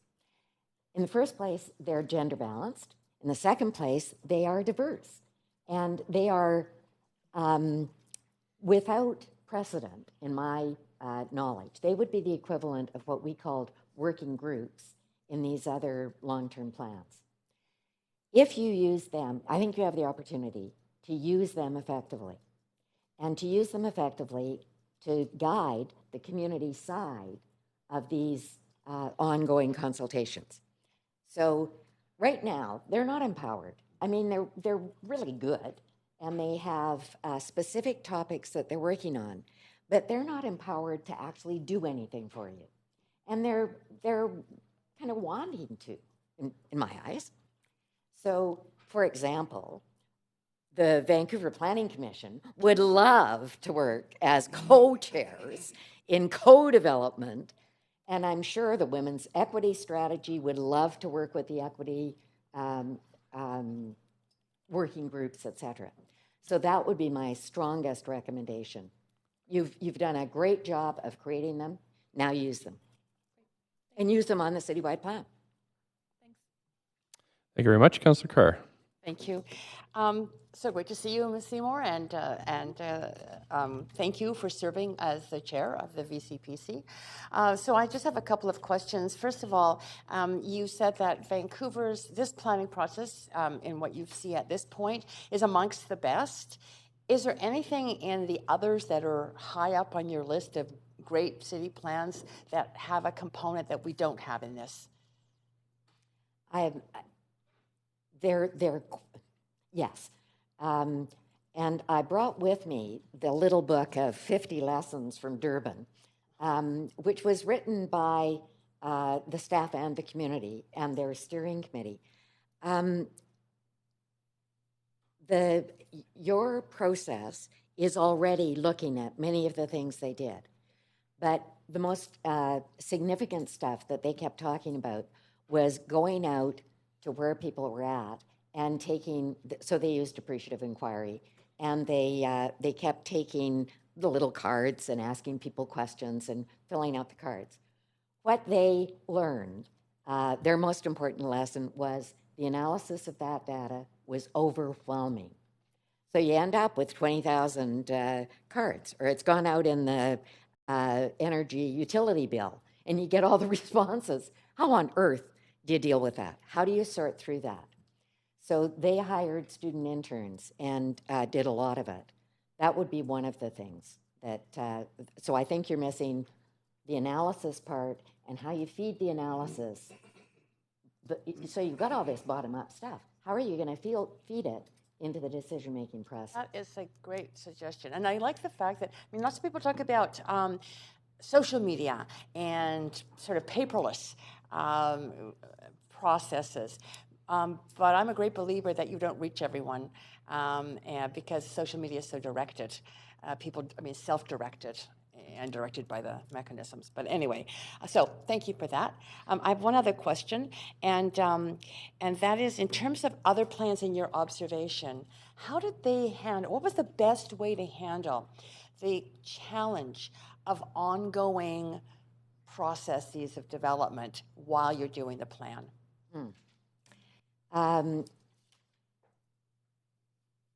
I would say they put on pause the big controversial moves, and they carried on with what I would call the more medium controversial stuff. Right. So they did carry on business as usual, but a 70-story tower in the midst of a single-family dwellings, those things would have been put on hold.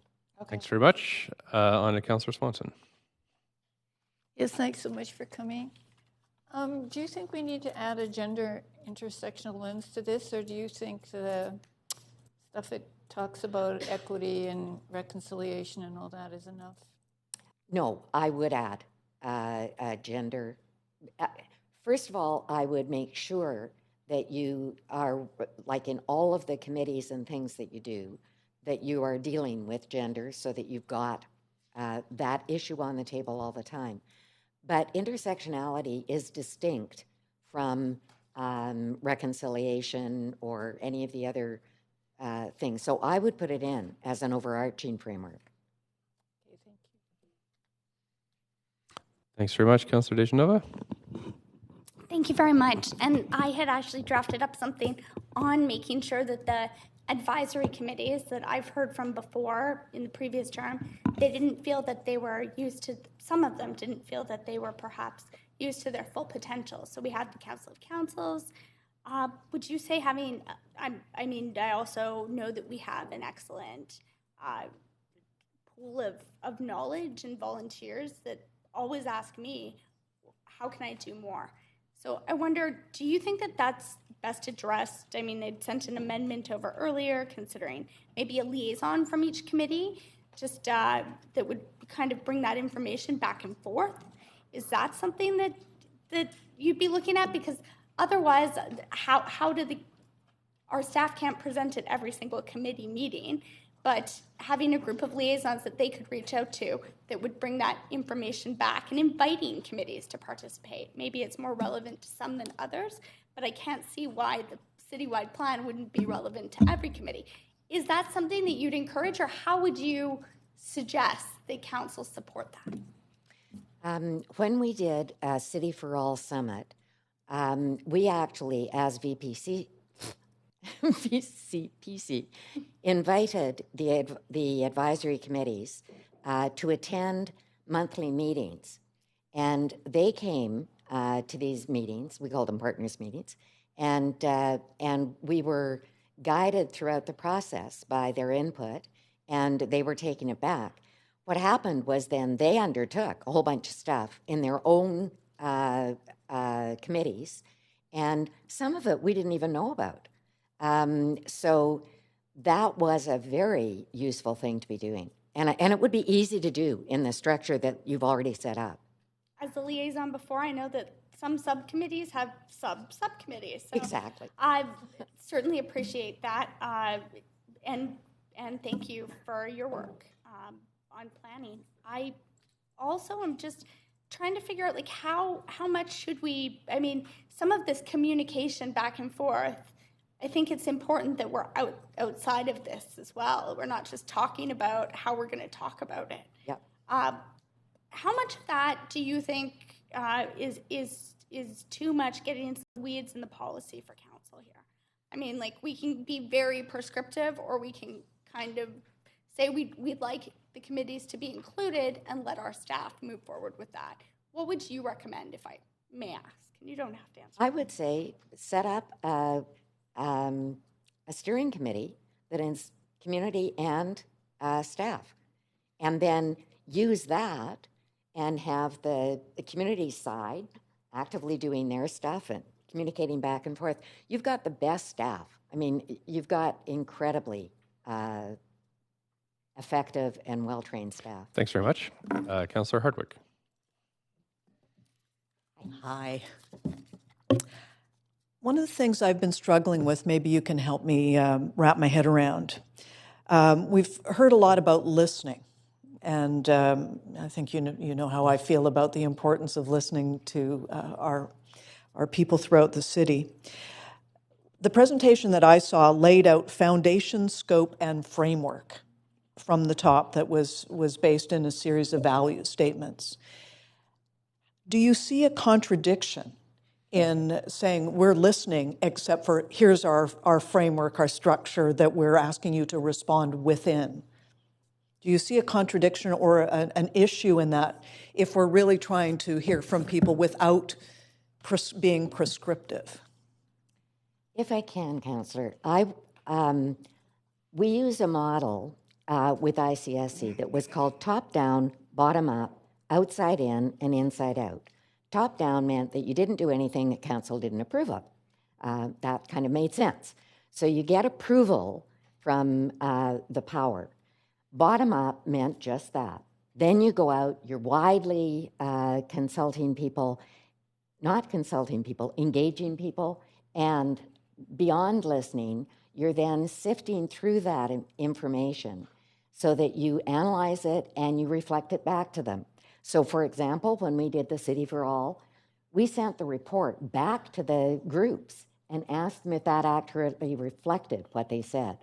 That's a step that is much more grounded in bottom-up. Getting the kind of stuff PlaceSpeak does, you know where people are coming from. Using things like MetroQuest, people see the balance of the trade-offs. Those reflect back to people in a real way, and I think they empower them. Outside in means you bring in ideas from Durban and from other places. And inside out means as soon as you've got something successful, you take it and you tell everybody about it, because you find out what you've learned as soon as you try and tell somebody else. So you'll hopefully, this whole team will be traveling internationally, talking, and you will all be talking about what you've done.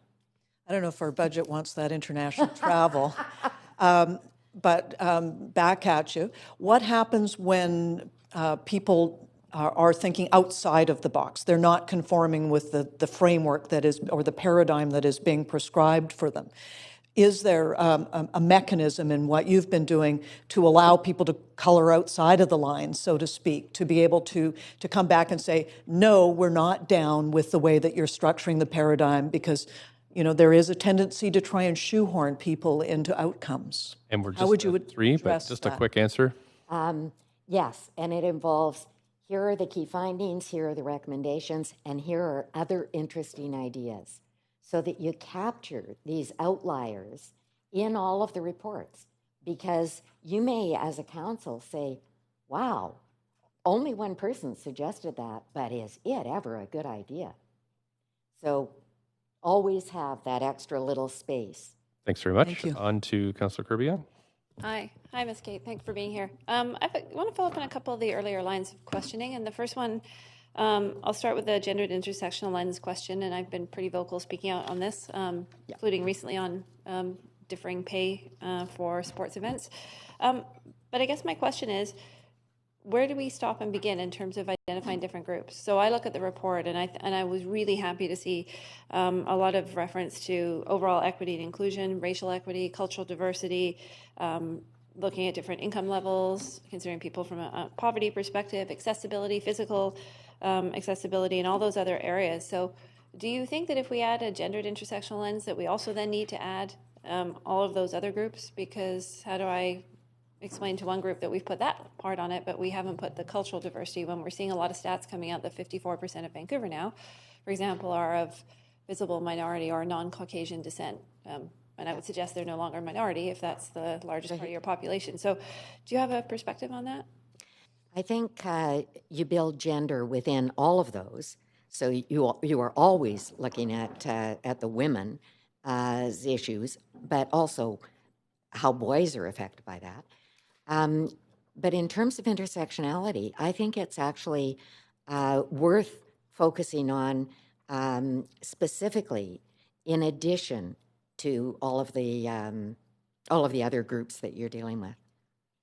So sorry. So I just want to be clear, because I'm not fully clear on your response. So you're saying that you would add other qualifiers, that other lenses that we should look through as well, or you would just add the gendered intersectional, and you would not add something around looking at things through a cultural diversity lens or a racial equity lens, for example? You've already got those groups built into the plan that you have. Right, and do we not already have the groups built in, I guess, with a gender equity? Because we already have a women's equity strategy. We already have a reconciliation lens, for example. We have these values that we're supposed to look at everything through those lenses in all the work that we do. So I guess that's my question, because I'm fully supportive of all of those lenses. Right. But do we then need to start calling it out? And how do other groups feel if we call out one or two and we're not calling out the others? Do you see what I'm saying? Right. So the overarching frameworks would be intersectionality, reconciliation for me. Right. And the specific things would still be cultural or equity or whatever. I think I'm confusing the matter. Well, I think it's a question that we sort of have to grapple with, and these things evolve as we prioritize them and we pay more attention to them. But I guess this is my question. I'm asking in the context of, I'm suggesting that I think a cultural equity piece is going to become as important as the gender equity, and the gender equity just happens to be more defined right now. That's right. And we have We're just at the 3 for it, but not for the others. Oh, I'm at 3. Okay. Yep. I had one other question, but I'll leave it. I'd like to know how you define. We're just at the 3. Thanks. Councillor Wiebe. Yes, there's a comment earlier talking about dashboards and having open and transparent data. Where do you see and how much data do you think should be provided so that citizens feel like they're very involved and they can see the process organically as it grows? That's huge. But I think the most effective thing is to keep just posting it on the website as it keeps happening, so that anybody who wants to know what happened at the monthly meeting can actually see the results, or who have we been meeting with this particular month. It's clear to people. Mm-hmm. Here's how people have been engaged. Because they're going to be doing it and are doing it, just keep it currently on the website and have a special section for the... Can I add one other thing that you haven't asked? Yeah. branding the process is really helpful. So, for example, imagine Calgary, imagine Durban, imagine Chicago. All of those had their own logos, had their own communication strategy, and people bought into it. Buying into the idea of a citywide plan sounds like really boring. So it's you need a name and you need something exciting. Another question that's been brought up between the traditional neighborhoods, planning each of the neighborhoods, or doing the citywide. Do you think that this plan really needs to focus on the city as a whole in its planning processes, or should it really be about the specific neighborhoods? It has to do both. Absolutely has to do both. So you have to have a vision of what the city is going to be like in the future, and you have to have strategies about how you're going to do that. So in the vision, you might have these community of communities, which was part of an old one. But then in the strategy, you build, how are we going to do this at the grassroots level, at the ground? So then you're really, it's the neighborhood associations, it's communities of interest, all of those things come in at that implementation level. Perfect. Thank you very much. Thanks. Councillor Bly. Thank you very much. Hi, Ms. Seymour. Thanks for being here. I wondered, I asked this question of Mr. Kelly earlier, and I think it's curious your experience and expertise, your feeling around how important it is that we educate through engagement with those that are weighing in on the citywide planning process, that there are perhaps these many, not about the North Shore Mountains, but many urban view corridors where you stand in a certain point of the city, you might take for granted that you can see water, or you might take for granted that you can have a line of sight to something. At what stage, I'm sort of grappling with what stage do we, without getting prescriptive, we really want to keep this open-ended, but I'm just kind of grappling with where do we insert that? Where would it be important to bring that into this process, in your opinion? In both the vision and the strategy. So in the vision is that you know the land you're on, right. That you can see it, that you can taste it, that you are exposed to this land. Mm-hmm. And in the strategy, it's, okay, how do we do that? Well, view corridors is one way of doing it. Rewilding is one way of doing it. Access to the waterfront. I mean, all of those things are strategic ways. And then you get to the level of the plan. So you've got the vision, the strategy, then you come to the plan. You put money into it. So a plan is how you distinguish a plan from a strategy is a plan has got money and it's got a timeline. And if you don't have resources committed to it, it's just a strategy. I really appreciate that. So what I heard you riffing off of what Councillor Wiebe had talked about in terms of it takes both, big picture, and yet I heard one takes precedent. So, and perhaps I want to articulate back that can we get nuanced without seeing the big picture? Is it even possible? It's like, can you bake a cake without knowing what the cake's going to look like? Well, no, but vice versa. You could throw some things together, but if you don't know what you're making, how does any of that really set us up for success?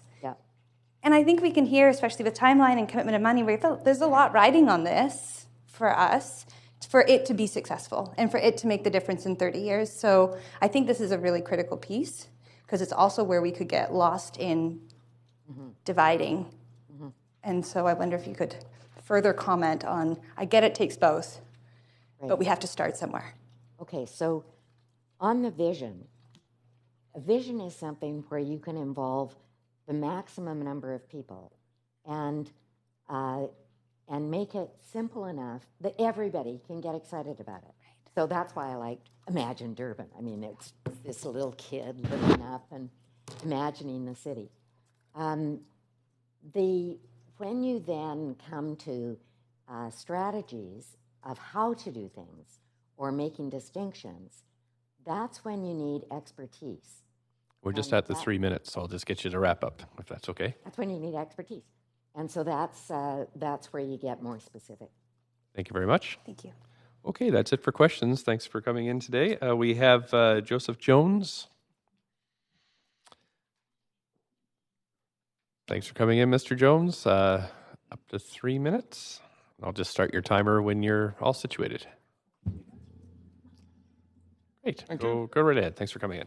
Equity, metrics. Those two words could be the high-level summary for my remarks. These are the two phrases that struck this reader of the city-wide plan report. Lost momentum on page 3 and plausible future scenarios on page E3.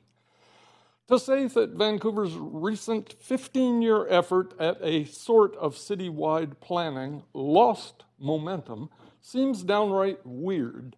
Magical thinking about mysterious alternative physics. Lost momentum. No explicit agent was involved. It's just one aspect of the special Vancouver universe. If past experience can offer any guide to what the future may bring, then mysterious lost momentum seems by far the most likely of all plausible future scenarios. Let's say goodbye to these speculations and ask one simple economic question. Exactly how many millions of taxpayer dollars did City of Vancouver spend on Cityplan between 1995 and 2010? Now for a second Cityplan question. What did Cityplan actually deliver other than years and years of go-nowhere process? All I see as a result is the one completed neighborhood center plan for the 1.5 square kilometers that the city has called Norquay, strung out along a 1-mile stretch of Kingsway. Strange how this planning report to council disappears the Norquay word into one tiny little etc. at the end of the lost momentum paragraph. Hello, Mount Pleasant, us too. Question, what is Norquay? Answer, a planar fabrication, a virtual brownfield that was designated as a romper room for developers. Despite our repeated asking, no one would ever tell us how the Norquay area got selected for this experimentation. Within Norquay still will be found 0 built public amenity. No community center, no library, no neighborhood house, no ice rink, no swimming pool, no senior center. What we did have before was a working class immigrant neighborhood with the so often touted social mix of 1/3, 1/3, 1/3. Well, developer gentrification has wrecked that existing social balance and promoted inequity. Norquay's 2010 mass rezoning report proposed that our central 2,400 motel We're just at the 3 minutes, so if I get you to I'm wrap almost up. there. Last paragraph. Well, paragraph's a It's little a long. small One one. sentence, how's that? I've sat here all morning. I know, but 3 minutes is the rule. Yes, 3 minutes is the speaking rule, so Well, you're maybe at the somebody 3. could ask me a question about what my last. We do have a question from Councillor Swanson. Thank you. Go ahead, Councillor Would Swanson. you like to finish your last paragraph? Thank you, Councillor Swanson. Norquay's 2010 mass rezoning report proposed that our central 2,400 motel site should act as a major catalyst to help Norquay become a neighborhood that actually has a center. Up to this point, though, the 2,400 motel site has proven to be one weirdly inert catalyst. All we've seen is hit and run rapid redevelopment of over 10% of all properties within the first 4 years. City of Vancouver promised to create significant new community space at the central 3.5-acre site. City of Vancouver owns that property. 1/3 of the Norquay plan lifespan has already evaporated. Going forward, why would any Vancouver resident trust the City of Vancouver to plan anything? Thank you. Can you tell me, I think I've got a little time left, what, you were mentioned gentrification. So have people been pushed out of your neighborhood with higher rents, or have businesses been pushed out? Well, if 10% of our properties have been redeveloped, they were the most affordable, the rented out houses, the ones that were already being let to run down. And you can definitely, walking along the street, see gentrification in action. It's totally visible. Thank you. Thank you, Councillor Hardwick. Up to 3 minutes. Mr. Jones, did you say that you don't have support in the city planning anything? I did not say that. Oh, okay. Could you say that last sentence again? Planning is good. Oh, I turned it off. Oh, okay, but I think planning is good, but I think planning should not be fake. 20 years ago, I would say my neighborhood is nothing and I'm okay with that. Today, I would say my neighborhood is nothing squared and I'm not okay with that. so when you think about your neighborhood as part of the larger city, what kind of process would you like to see through the lens of your neighborhood, sort of going from that bottom level and then up, as Councillor Wiebe was touching on? We need to see the bottom up through neighborhoods, and we also need to see the city as a whole. How would you approach that? Thank you.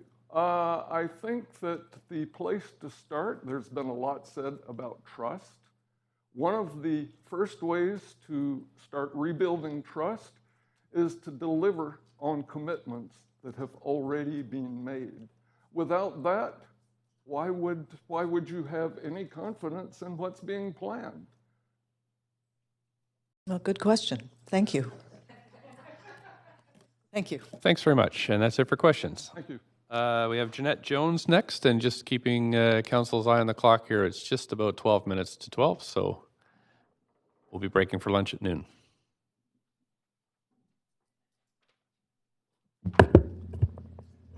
Thanks very much. Up to 3 minutes.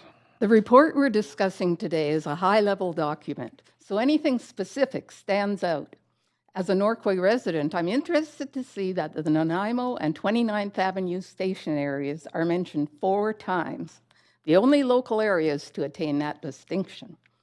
Most of the land to be included in these station areas was once a part of Norquay, as you can see from the map on the screen.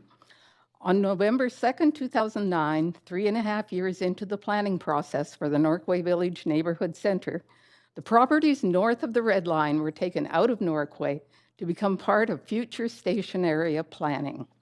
I have always known that more density was coming around these SkyTrain stations, and in principle, I support this. But when I see the Nanaimo and 29th area stations coupled with the words quick start, early action, advanced work stream, and test out actions, I am concerned.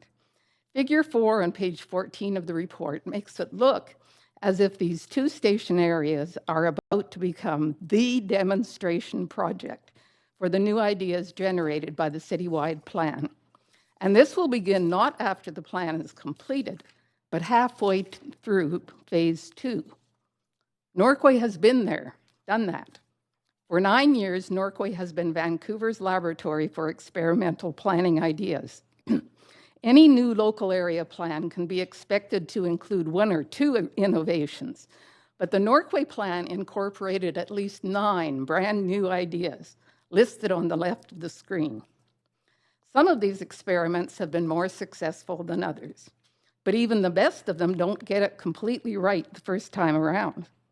It takes years for problems to become fully evident, for the needed changes and regulations to be made, for staff to become familiar with new regulations, and for real improvements to be seen on the ground. In the meantime, less than ideal projects proliferate. If council and staff truly value equity, don't make our local area into Vancouver's main planning laboratory again. That would be neither fair nor equitable. The one further experiment we would like to see, delivery of a promised amenities. Norquay would love to be the demonstration project for that. Thanks very much. And you have a question from Councillor Wiebe.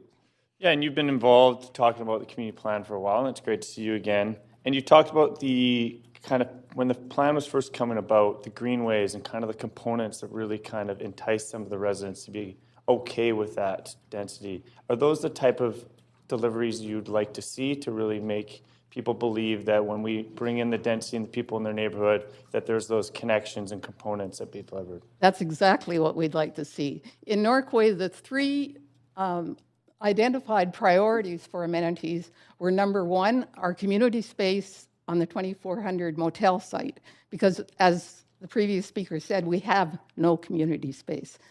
The second was what they're now calling, I think, Ravine Way, which was a pedestrian connection between Norquay Park and Slocan Park, right through the middle of Norquay. And the third one was a park renovation, which we are actually getting after, at least we hope to get it within the next 8 years, but it has been approved by the park board. But that's the smallest one. The really big one is the 2400 motel. Perfect. Thank you very much. Thank you, and that's it for questions. Thank you. Ellen Woodsworth.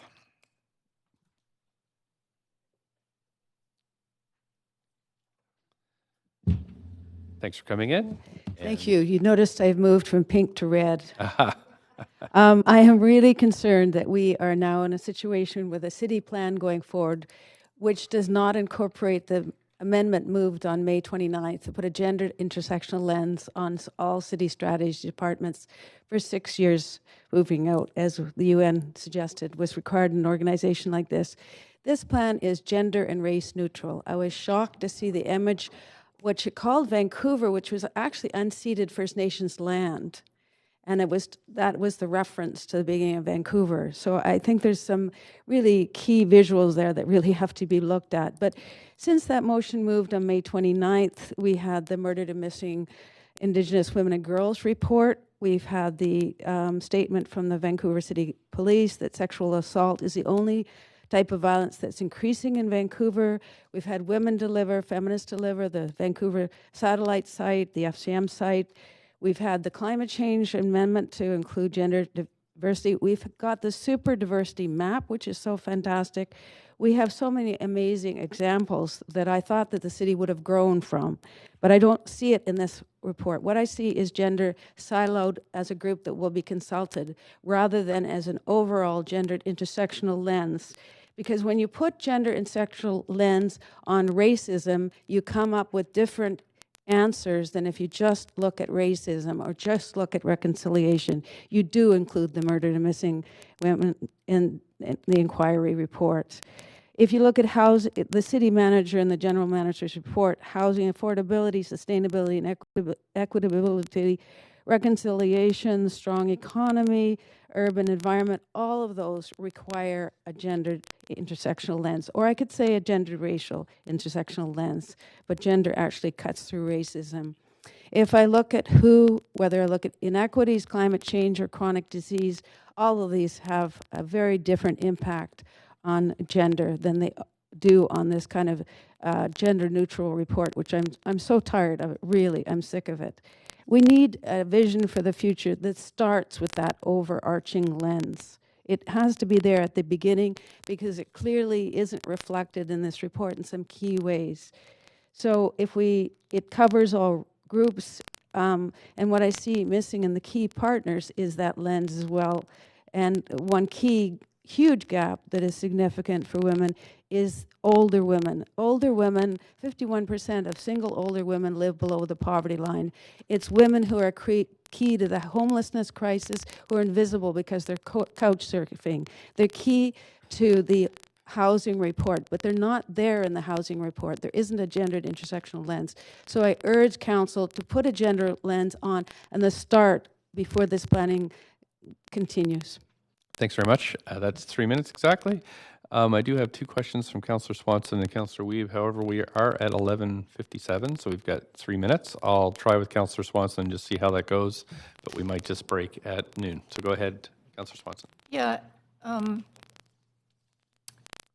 getting some feedback that going for gender intersectional lens isn't as good, is preferring one kind of group, like it's preferring gender instead of race or indigeneity or culture or something. So how do you answer those arguments? I say that putting a gender on reconciliation or on race, which we need to do, and the super diversity map helps us do that. It's really amazing. Gets at a city for all. Because what you now have in most city policies is not a city for all. It may have some reconciliation, it may have a little bit of income, but it never has the gender. And that's why we stress so much. 51% of the population is not reflected in the symbols in the city, is not reflected in the policies. It's not even really fully, by any means, reflected in the gender equity report. That's why we asked for that amendment, because the housing policy just represents 72,000 units of housing. It doesn't talk about the affordability of that housing for women who mostly are the single moms with their kids. It doesn't mention, the reconciliation doesn't talk about the details of the murdered and missing women's inquiry report. It doesn't talk about violence against women, because it's violence, affordability, are such important issues that when I went to the Transportation Broadway Plan meeting on Tuesday, I found neither gender represented or aging represented. And if you put that intersectionality together, which is what Progressive Crenshaw said, that's where you find the nub is between black and women, is where you find the intersectionality and the real crisis that we have in our society today. Thank you. Thanks very much. Councillor Wiebe. Yeah, quick. Can you quickly explain your comment on how gender cuts through racism? Because the way racism is perceived now is through a male lens. We talk, because the leadership on reserves and off reserves are overwhelmingly men. There are many Indigenous women in the city. They're here because they can't live on the reserves, because of the violence, and because the leadership is controlled by men. We talk about violence about people towards Indigenous women in the city. It's a different type of violence. It's much more brutal, and it's impacting Indigenous women in a different way than it's impacting Indigenous men. And we need that disaggregated data in order to show you that. But I think, there is data out there that could be used by staff. And so when you look at the picture of a little girl, it says applying these lenses, and it talks about empathy, trust, equity, reconciliation, resilience, and learning. You think that gender should be on that slide? Absolutely. Or do you think it should be even, because it sounds like you want it even bigger than that? It has to cross all sectors, and that list Don't all of these have to cross all sectors? Unfortunately, they should, but they don't. Usually, what I'm saying is usually if you put, say, a transit lens on something, the need for public transit, there's not that cutting lens. Is what does that transit look for women, most of whom, 51% don't own cars, 50% don't drive cars. We don't have that lens on that public policy. And the same thing around housing. We don't look at housing in terms of what income levels are accessing, and overwhelmingly women are not accessing that public housing, nor is it servicing the needs of women who, by and large, do the majority housework childcare. So that's why we need that gendered lens. It's still invisible in our society today. Even if you're talking about stimulating the economy, the McKinsey report is so clear. If you don't have women at the table in those jobs, you're not going to drive your economy the way it needs to be driven. Perfect. Thank you so much for coming to speak today. Thank you. And just last question, Councillor Kirby-Young. Hi, Ms. Bridgeworth. How are you? Good, thank you. Good. Thanks for being here. You and I have had been at lots of events together and had lots of good conversations around the gender and intersection lens, which I fully support. But I'm going to ask you to expand a little bit, because I'm really struggling with the statement that you made that racism is much more male-dominated, and I might be paraphrasing, so that's why I wanted to give you an opportunity to maybe expand on that. I didn't say racism is more. I said. I think they're I see. The understanding of racism. Yeah. If you look at, because I'm really struggling with how that was stated. If you look at the super diversity map, is really exciting, because you look at the city of Vancouver, these three key cities in the world, and you can put race in it. You can put Asian culture, Southeast Asian culture, Latin culture, Japanese, and you can put gender on it.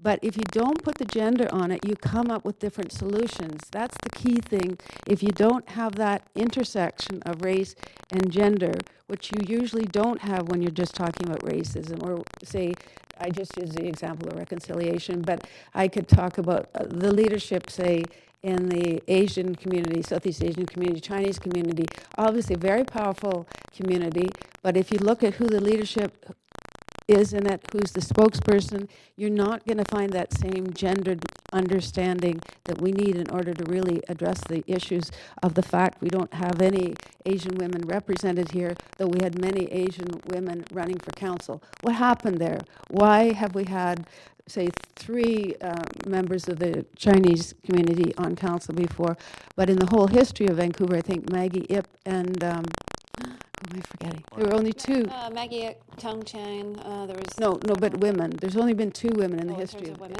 And so, but we did achieve a historical first of 80% women, and I agree with you that we didn't have that cultural diversity, and that's represented this time. Yeah. Phenomenal that we got, and I don't think it's talked about enough, to a historical first in the history of the city of Vancouver of having 80% women. 3 councils out of the entire history of Vancouver, 2 councils have had 50%. Now we've got 80%. I agree with you. Nothing so to since sustain we're there, I guess what I'm saying, and I heard you actually use those words together, which was really just stood out for me just now, which was about the intersection of gender and race. But do we not have an opportunity and obligation to raise up the race and the equity issue? Absolutely. Just as much? Okay. Absolutely. Like the 2 things completely fit together. Unfortunately, we don't usually get the gendered lens on things.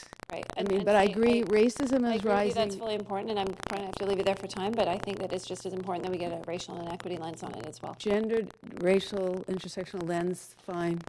Thank you. Yeah. Appreciate that. Thank you. Great. Thanks very much. And that's all for questions. Thank you very much. Okay. So we'll be back at 3 o'clock after our in-camera meeting, starting with Virginia Richards, then Joan Bunn, Diana Matrick, Stuart Smith, Tracy Moyer, Alicia Maishock, Larry Beng, and Elizabeth Murphy are the final speakers. Thanks very much, Benj. Thank you. And we'll see you back here at 3 o'clock.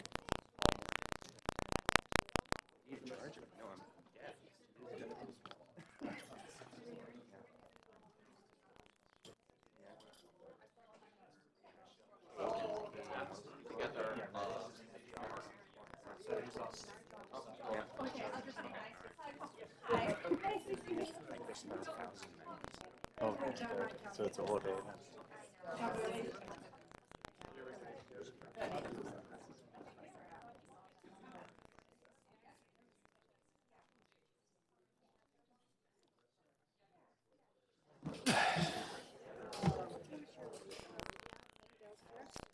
We didn't pass it, so it's not happening. Only if we pass it on you. Yeah, so who knows if we'll get through it today. Lots of amendments there.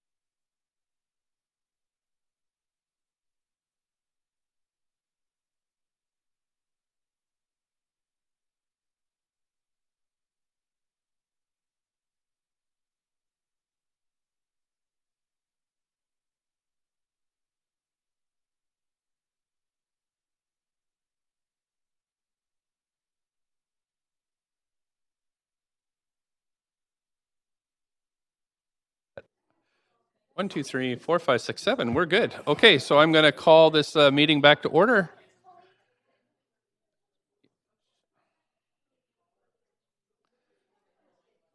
Great.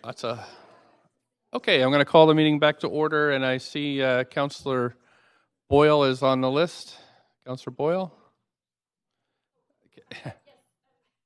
Thanks. I have a point of procedure, which is I'm hoping to move that wherever we're at in this item at 4:30, that we pause this item and do the bylaws, notice of motions, and new business, so we complete that portion of the council meeting before breaking for dinner. Okay, great. Thank you very much. Do we have a seconder? Right. What I'll do is now it's on the floor, and I think, Clerk, we could have a little discussion around this. Okay. So I'll just put an amendment queue, and if somebody wants to speak to this, you have a point of information? Okay. Go ahead. I was just wondering what I understand the need to do it today. Because we tried to be strict on varying the agenda, and I know we're going to have a chairs meeting soon, I'm just wondering why the urgency to do that perhaps before. I think there was some issue about making sure that we had new business because we are breaking at 5 o'clock for the public hearing. Okay. To make sure, because we had a little bit of a train wreck last, with not motions getting on, so we're trying to avoid that. Just wanted to make sure, clarify. Right. Okay, great. Thanks very much. And apparently this isn't debatable. So any other points of information? Are we good? So all in favor of we don't need a vote. We can just do this by hand, I think. All in favor of airing the agenda? Any opposed? I don't see any opposed, so that carries. Thanks very much. Councillor Hardwick, I have you also on the list. Oh, I just took you off. I'm sorry. There we go. Okay. Thank you very much. As you know, I have a motion on notice B3 addressing the continuing demolition of character and heritage houses in RS zones on the agenda for today. I am going to withdraw my motion at this moment. There's been a number of issues raised by staff that we've not really had a chance to resolve, and one of which is around whether speakers weren't allowed to come and speak to the motion or not. So I've asked for clarification in writing from the legal department, but have yet to receive that. Also, I was not anticipating the citywide plan report and changes to the Vancouver building bylaw would be coming forward this week too. So in consideration of these things together, in order to deal with these issues, I'm withdrawing my notice, or my motion notice. Thanks very much. I'm just checking on procedure. Okay, great. So that's withdrawn. Thank you very much. No need for a vote. Yep. Okay, thank you. That's great. Okay, thanks. Any other procedural matters? Great. Okay, thanks. So we're back onto the speakers list. We have Virginia Richards, if she's here. There you are. Great. And you have up to 3 minutes. The magic table. Okay. Please go ahead. Thank you, Mr. Mayor and councillors. My name is Virginia Richards, and I am a director of the West End Neighbours. West End Neighbours came about in 2011 in response to a spot rezoning and a STIR project in the West End, which was done without consultation. So a group of us got together and, is that better? Yep, that's better. Thank you. A group of us got together, unbeknownst to each other. Anyway, what it resulted, the developer got his way, but it created a group of battle-hardened volunteers. And we've been at it ever since, hoping to take a break. So anyway, I just wanted to tell you that I personally experienced the community plan process from well before the official start until it finished in 2013. From 2010 onward, West End Neighbours held many community meetings, some attended by over 400 people, and we wanted to get them all engaged. And over the ensuing months, we had many problems with the city's consultation process, and we are not happy with many aspects of implementation of the plan from 2014 to now. Regarding the citywide plan, I'm feeling déjà vu all over again. The terms of reference on a consultation body, WEMAC, as you may or may not know, for the West End Community Plan came out on a Friday evening in 2010, and Council adopted it just 2 business days later on a Tuesday. I was one of several speakers urging Council to take more time to get community input on the draft terms of reference, but Council rammed it through. The whole mentality and approach, not really listening to the community, was at the root of the problem with the West End Community Plan. In terms of the citywide plan consultation process, resident associations across the city should be specifically mentioned as key stakeholders in this document. In contrast, why are city staff specifically named as key people to consult?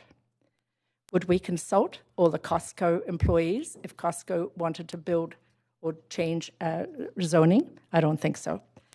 Staff have an important role to play, but they should be neutral in the process as they are its administrators. A new citywide plan needs to be based on neighbourhood-based process, since each neighbourhood is unique. Local groups are made up of people who live and work there. They know their neighbourhoods best and should be the primary stakeholders and collaborators. If Council's committing to 4 years of intensive listening, what's the rush to adopt this text written internally by staff? It was just made public a few days ago. Please do not adopt the staff's plan today. You should take it into consideration, but give everyone a few months until after the summer to allow the people of Vancouver, plus you who were elected by many of us, to consider it more carefully and suggest improvements. Thank you. Thanks very much. You have a couple of questions. Councillor Carr, and then followed by Councillor Fry and Councillor Hardwick. Great. Thanks, Ms. Richardson, for all your good community work over many years. My first question is really around the idea of mentioning resident associations, community associations, residents specifically, as stakeholders. And my question to you is this. I did get some mail about that, and I looked at the document, and resident associations are in a grouping called nonprofit and community organizations. So that's sort of where they sit as amongst those to be consulted and collaborated with beyond the public generally.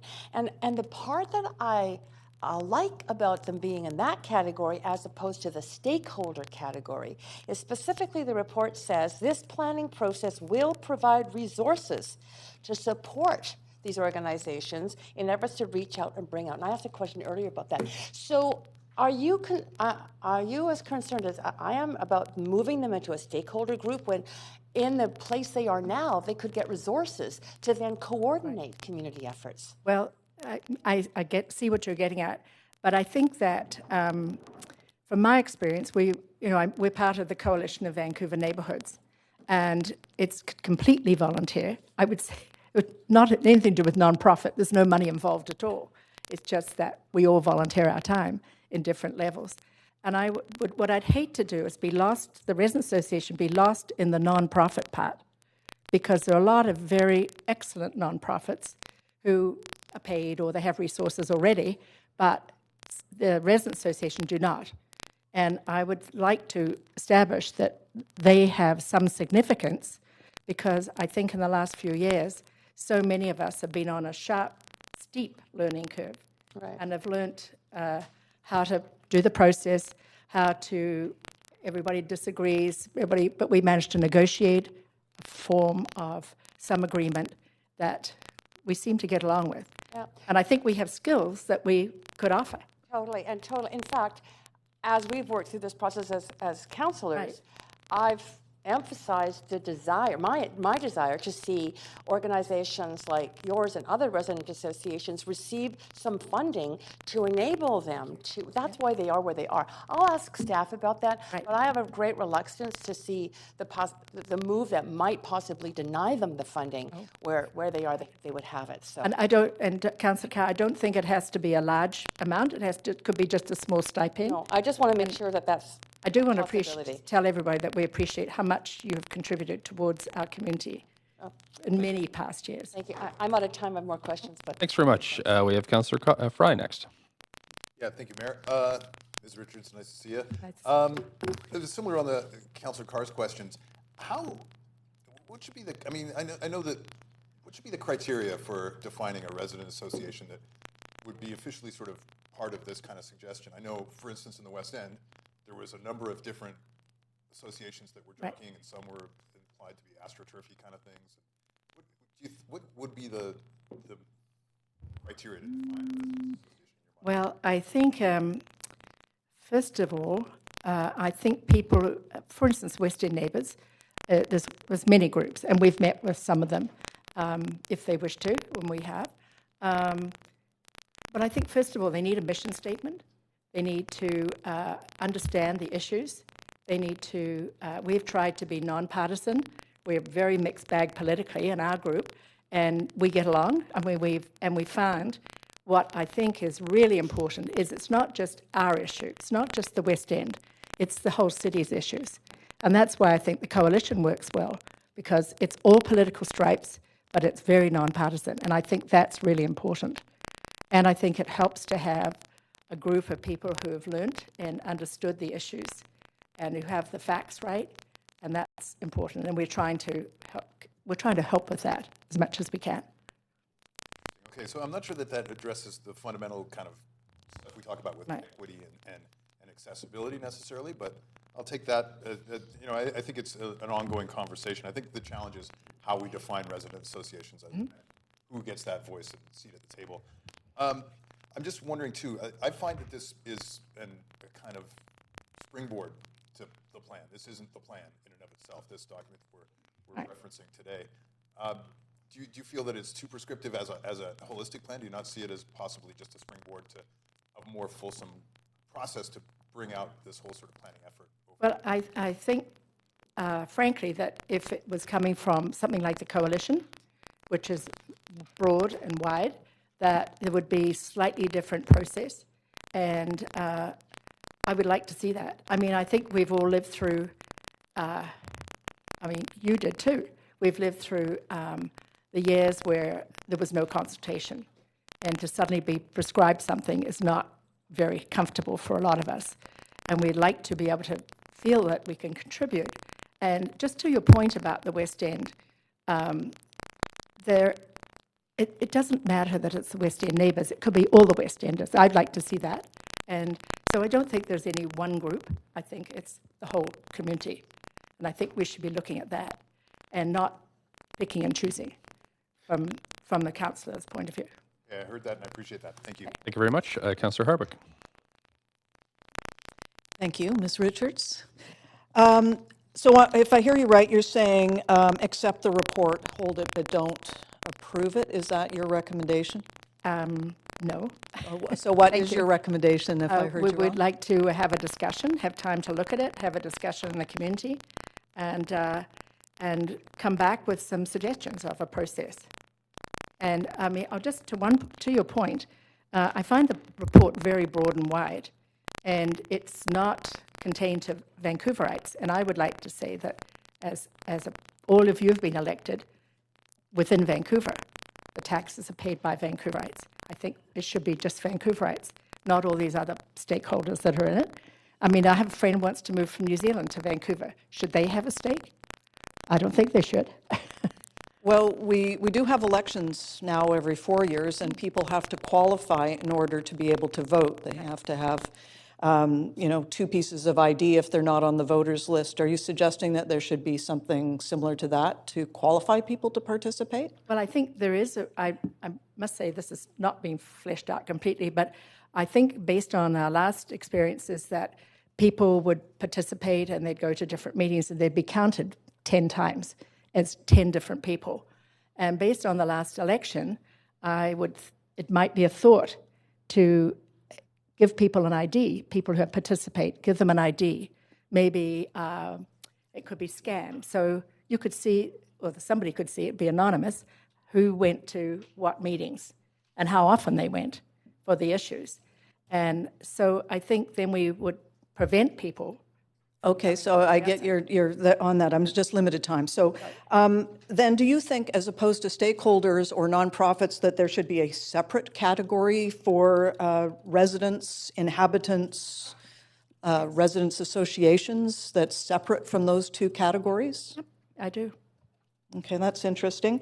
And I just, again, go back to the Vancouver Charter that talks about our responsibilities within our boundaries to our inhabitants. Would you say that that is really at the core of what we should be doing here, is determining the future of that land use? Definitely. Okay. Thank you very much. I appreciate your answers. Thank you very much. Councillor Kirby-Young. Hi, Ms. Richards. Thanks for being here. I have a couple of questions I just want to understand a bit more. When you suggested possibly waiting a few months to make some improvements, can you articulate or expand on what you envision some of those improvements might be? Well, I think just the way the document's written, it envisages many things. I mean, I think Ms. Wordsworth made some very strong points that we should consider, including gender, transgender. And I think we need to make sure that's clearly in the document. Oh, sorry. Beg your pardon. Okay. Any other examples, or is that sort of the one that leaps to mind? Just that at the moment, thanks. Okay, and then I guess my other question is around timing, because I think we're walking kind of a balance here between an expectation for the citywide plan that lots of folks talked about leading into this new council and this new term, and getting going, if you will, and it is broad, to your point. I think you said broad and wide, which actually gives me some comfort that there's a chance to shape it. It's not too prescriptive.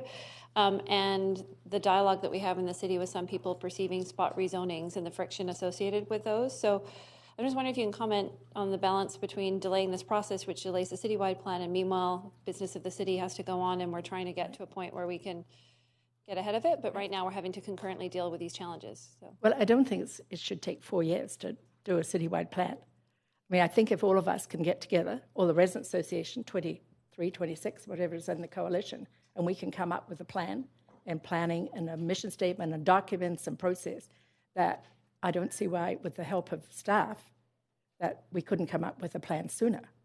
Not the 4 years is in this. Yeah, I think it says 3, but you beg your pardon. Sorry.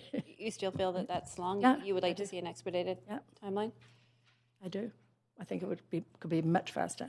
I would also like to see momentum. I always do, but me too. Balance. Thank you. Appreciate it. Thank you. Thanks very much. Councillor DeGenova. Thank you very much for coming, Ms. Richards. I did have a question, sort of also in looking at costing this out, and the fact that we tomorrow actually are going to be looking at the budget outlook, debating and deciding sort of moving forward. Would it concern you at all if it wasn't properly costed out?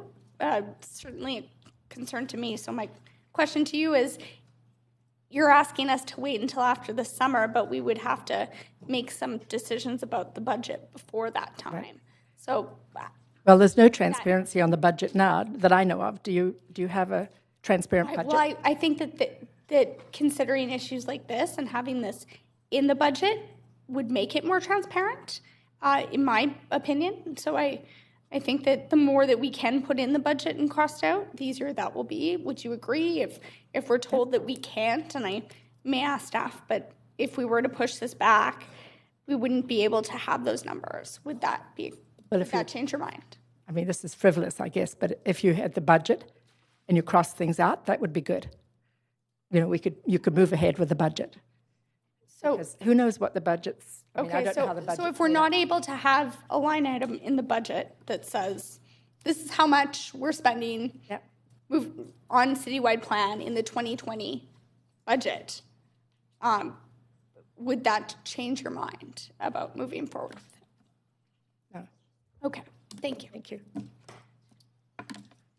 Thanks very much, Councillor Wiebe. Quick question. Thanks for coming today. You talked about us maybe pushing till the fall until people have more information. However, you said that the process should also be shorter. So I'm a little confused on what you're trying to ask us to be delivering here. If you're asking for a fulsome process that really gets involved and we hear the input and make sure that everyone's involved, even at the launch phase, how do you expect us to have a shorter process? Well, I just, based on the neighborhood experience that I've had, I just don't see it has to drag on and on. I think we could do it much more. We could do it efficiently. We just have to meet more often. Everybody groans, but. Okay, and the neighborhood experience, you found that it's worked really well in every single neighborhood and everyone's brought together, and you feel you have the some communication people of the whole city? Yes, yes. Okay, thank you. Thank you. Thanks very much. That's it for questions. Thank you for coming in. Thank you. We've got Joan Bunn next. Joan Bunn. Oh, there she is.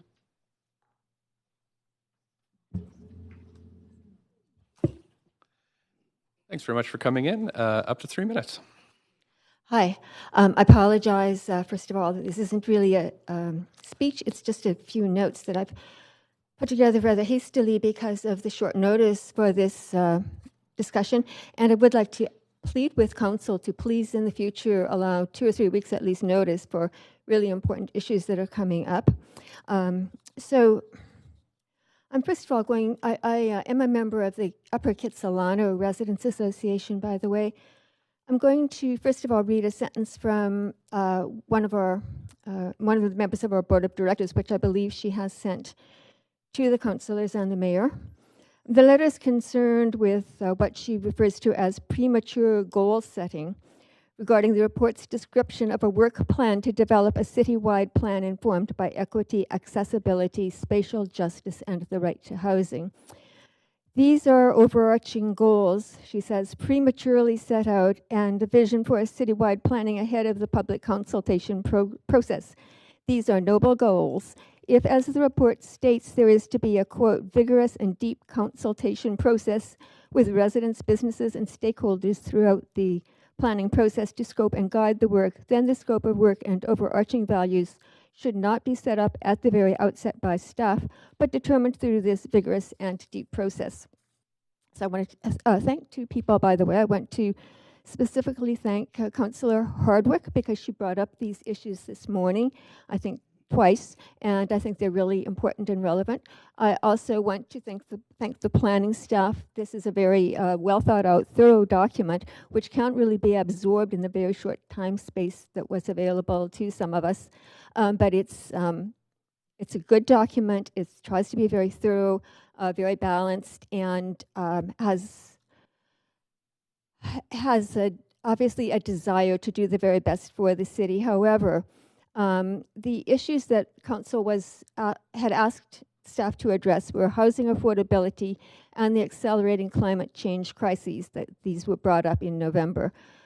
These issues cover a huge territory in themselves, but now staff suggests that a citywide plan, quote, informed by equity, accessibility, spatial justice, and the right to housing, that will be what informs the plan. Each of these terms can be defined in a very wide variety of ways, as a quick glance at Wikipedia or Google will show, and I think spatial justice is not even a term that more than a tiny fraction of the citizens would be familiar with. So I think partly I think that this is not the way to involve citizens as much, because people who come to our meetings usually come to discuss topics that are deeply and immediately important to them, like what's going to happen to my house, what's going to happen over on Broadway, 2 blocks from where I live. I hate to interrupt you. You're at your 3 minutes. Okay, so just finishing my sentence then, the things that affect me might be that I live within a 5-minute walk of a prospective subway station. Will I have to move? Will my house will the zoning make it impossible for me to stay in my home even at my age until my late old age? Or will the and again, I'll cafe, you're 30 seconds over. I've sat in the You do have a question, though. So I'm going to put you, Councillor Carr has a question for you. Thanks very much. Councillor Carr. Great, thank you. Thanks for coming out. And I do think the last point that you mentioned will end up being a discussion in the plan, but not the first year, from what staff have said. So just to inform you that we're going to get there.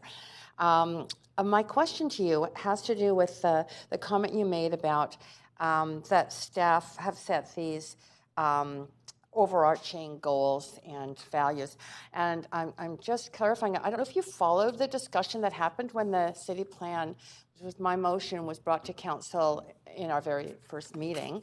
Or it was the first motion we passed. And at that time, there was a lot of amendments. Every single councillor amended that motion and put in another value or goal. So just to did you follow that process at all? No, at least not in the kind of detail that I can remember specifics. So just to I guess reassure you, these were not staff's goals. These were the councillors you see in front of you, all of our goals that staff embedded in that. But I would bet, and we'll have a discussion about this later, I would bet that all of council is open to hearing whether those goals and values are the ones that are yours. And that's exactly what the first phase is about. I'll ask that question of staff to be sure that you get the answer to that question. Is there an opportunity as we launch this, which is a pretty open process, to have that discussion amongst the residents? Thank you. Thanks very much. And that's it for questions. Thank you very much for coming in. We've got Diana Matrick. Matrick, I'm sorry. Thank you for coming in. That's okay. Up to 3 minutes, please go ahead. Hello, my name's Diana Matrick. I agree with the citywide plan. As a resident of the West End, I've been very active in the community and city politics for about 12 years and have spoken numerous times and attended meetings here. I was born here.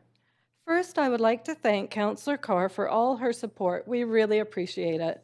In 2009, the West End collected 13,000 signatures when the West End neighbours launched the No Rezoning Without a Comprehensive Plan. 5 years have passed since the West End plan was adopted. These are some of the negative impacts we have had to endure. Number one, you can't walk 1 block without seeing homeless people. Housing is a right.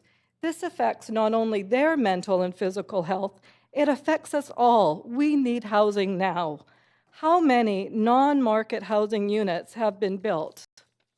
Number two, numerous construction sites not covered up. I sent Councillor Carr 2 emails last week with pictures. The amount of debris is causing horrible pollution and poor air quality. It's a fire hazard, numerous safety issues for the workers and everyone around. What is the city doing to reduce construction impacts and protect the quality of life of existing residents during construction? Number three, why have there been so many expensive rental housing units being built? You should only be paying 30% of your income to rent. I've met numerous people who have been rent-evicted and can't stay in the West End. What community amenity contributions have been secured to date? Where are the CACs being allocated, and how do they benefit life in the West End? Finally, why are there so many stores closing? This causes more spaces on the street, people out of a job, business owners, for example, Chocolate Mousse, that they were on Robson for 33 years, and a security risk. All of us, as a society, need a stronger sense of community and a sense of belonging, as it's important to create strong ties in our neighborhood. Remember, great communities are created by shared mutual social values and responsibilities to each other. In a nutshell, the community plans were pushed through without large numbers of residents knowing about the plan details. We need neighborhood plans to address the issues I've just outlined and an actual neighborhood engagement process. Thank you. Thank you very much. Councillor Carr has a question for you. Oh, I'm sorry, I knocked you off there. There we go. Please go. Thanks, Ms. Matrick. I also appreciate how diligently you've been involved in the neighborhood, the West End, over so many years. Pleasure. Yeah. So you're talking about issues that have arisen in terms of the West End post West End plan implementation, or the period of implementation. No, it was, yes, the period of implementation. Yeah, so development goes forward. Is that a subject that you, that and the sort of pace of change, are those subjects that you want to see brought forward within the whole citywide plan? Well, I'm not against development at all. I'm for smart planning and listening to people. You have to educate the people to let them know. I mean, some people had no idea what this plan is, what's going on now, why are all these changes happening? You need to engage people in the process. And I think it should be very open and transparent. I'm completely against just inviting some people to a meeting. You have to invite other people because you have to get everyone involved in it. You can't just pick and choose, oh, let's invite, this group of people, or let's invite this group of people. And the problem with having these community plans, I noticed that there were a lot of infighting, not only in the West End, like, for example, renters against owners, owners against renters. I mean, I'm lucky, I'm an owner. And then another thing, too, is that with the other communities in the area, for example, Mount Pleasant, Kitsilano, wherever, it was very confusing because you did not engage with the public to educate them with what was going to be happening. I mean, you can't just listen to developers and, let them do anything they want to. I understand you need good communication with developers because they're business people, and we all need to work together well as a society. Okay, on the points that you've just made, if you've got any thoughts about 3 things that you mentioned that I think are really important, which is how do you engage regular people? Like, how do you engage it? How do you stop infighting? Right. That was a problem during the West End. Oh, very much How do so. we avoid that moving forward? Nope, And we're just on 5 seconds left. that's okay. I'll follow up. But if you've got any thoughts, I hope that you will get very much engaged and Oh, yes, contribute. very much so. Yeah. Oh, thank you very much. Thanks for your time today. Thank you. Stuart Smith. Oh, sorry, Councillor Fry has snuck in there at the end. Do you have another question? Yeah, I just, I was a bit intrigued by Councillor Card's question there, and I thought maybe if you had some thoughts further to that about how to mitigate those sort of conflicts better together. Well, I think the best way to engage people is you have to have an open dialogue with many people.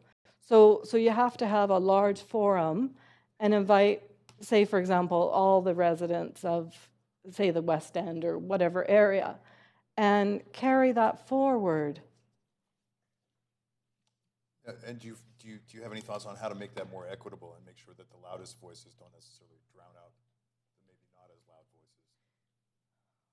Well, yes, you have to try and empower people and get them motivated. And you can do that by letting them know exactly what's happening.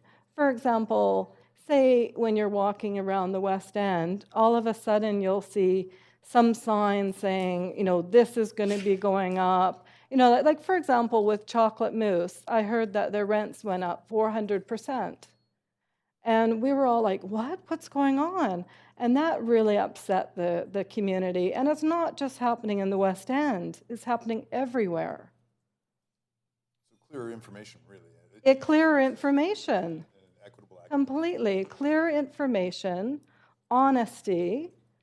For example, I tried to go to a WEMAC meeting, and I was kicked out. A bunch of us tried to go. Sorry, a what meeting? A WEMAC. It was called the West End Mayor's Advisory Council. Okay. And so, I think there were only 5 people invited or something. You can't just invite, a few people here, there, and everywhere. You have to, make it very open and... Yeah, I appreciate those good what not to do and direction into how we can make it more open and accessible. Thank you. We need more meetings, open meetings. Thank you.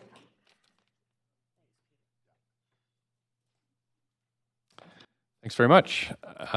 We have next Stuart Smith. I'll give you a second to get set up there. Thank you. You all ready? Yeah. Okay, 3 minutes. Thanks very much, Mayor and Council. I'm Stuart Smith with Abundant Housing, speaking in support. Like a lot of people have said, I don't have a huge prepared remarks, just a few ideas I'd like to mention. And like a lot of people, I have to work today, so I dashed up here hoping to squeeze in a few minutes. And I would argue that's an example of very unequitable input, because some people don't have to worry about that, and I do. Anyways, overall, the plan seems fine. It especially enjoy that it talks a lot about equitable input from people and people who've been unrepresented. I think the most important thing we should consider, and I believe has been reflected in the document, is not just what do we want Vancouver to be or what do Vancouverites be, but who are we planning for? 53% of our households are renters, which means by definition they are precarious. Involving them in the process is great, but if the end result is that the housing goes where they already live, then we're asking them to plan their own evictions. So I think it's really important that we consider that. I've heard a lot about community input in what I've been listening to the last few minutes, and I think we should remember that the most important constituency that you're here to represent is the constituents of people who cannot get involved because they work 2 jobs, because they have kids. I think it's very dangerous to assume that we should put on a pedestal people who have the time to form a self-appointed neighborhood group and say, I am the spokesperson for this group. I've lived in a variety of neighborhoods over my life. I've lived in the West End, I've lived in Grandview Woodlands, I've lived in Hastings Sunrise, I've lived in Fairview, and I didn't know there were neighborhood associations back then, and now that I'm very, very familiar with them, and I think back to the positions that they take on housing, I think there's not one that has ever represented me, and yet I'm hearing these calls that they perhaps should be treated as if they do. So I'm a little bit worried about that. And at a more fundamental level, I've said this a few times, but land use is special. It's one thing to have a neighborhood group saying, I want to have a better tree or fresh paint on the road. I mean, that's all fine and dandy, but as soon as we give them power over land use is the power to exclude. We have a giant wall running down our city, down 16th Avenue. We should not be giving anyone the power to raise that wall higher. And the historical evidence is that's what has been done. So I think the plan overall does do a good job of trying to plan for hearing from people who don't usually are heard from. The only other point I'd make is that 2050 seems awfully short. The children who will need housing in 2050 will be perhaps born in 2030. That's 11 years from now. We should be asking who will speak for them because they're not here. So I hear words like we should only let Vancouverites speak, and I think, well, that hasn't worked out too well so far. So anyways, I think the plan's great, and my 3 minutes is up. Thanks very much. You do have a couple of questions. Councillor Fry, please go ahead. Stuart, nice to see you. Sir, we don't always agree on stuff, but I appreciate your thoughtfulness and some of the ideas that you bring to the table. And so you touched on something interesting, which was the idea of renters and neighborhoods, and how often renters are more transient by nature because of the success of a neighborhood might actually end up displacing them, if I'm paraphrasing correctly. But at the same time, as creatures, we tend to like to create communities and nests and neighborhoods and stuff like that, and that helps to identify us. So thinking about, and I know you're a thoughtful fellow, do you imagine a way where we could actually better integrate neighborhood representation with renters and with people who are peripheral to the tenure of ownership in a neighborhood? It's a conversation that we've had in the past, sort of the idea that neighborhoods are defined by ownership, where I would argue that, and probably you as well, that neighborhoods are defined by security of tenure. And I'm wondering if you had any thoughts on how to better integrate renters in neighborhood associations and that kind of process. Yeah, I mean, with the caveat of what I said previously, that I think that giving neighborhood associations of any kind, even more representative ones, any sort of force over land use, I think that is just dangerous right off the bat and under any circumstances. Regardless, I would start with the obvious point, perhaps, that renters and owners are always going to be at odds. If you're an owner, if you own land, your interest is in seeing the land value go up and the rents go up. And if you're a renter, you're interested in seeing the rents go down. So there's a very fundamental conflict there that I don't think is necessarily resolvable. But having said that, there's no reason you can't rent somewhere and also say, hey, I want my community to be better. What you're looking for is to know that as my community gets better, I'll get to stay in it. Maybe the distinction is it's not the end of the world if you were to say that as a neighborhood evolves, maybe a tenant ends up moving because they don't have security. The question is, will they be able to find the same space at the same rent if they have to move? I knew a long time ago when I chose to rent that I was choosing insecurity. I knew that. What I didn't quite clue into that one day I would be choosing exclusion, essentially, that when my building is for sale right now, when it goes, I'll have to leave. So I think I think you can involve renters, but I think you need to give them a way to make sure that they get to stay one way or another. Maybe not in exactly the building they have, but in another one of similar quality, similar size, similar rent.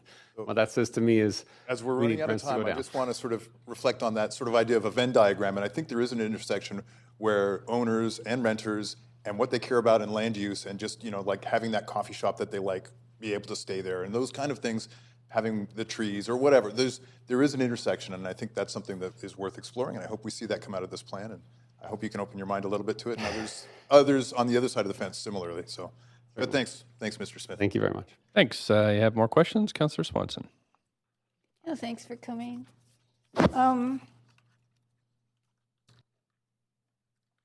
I'm just wondering if you think that the main issue is housing, and especially housing for renters.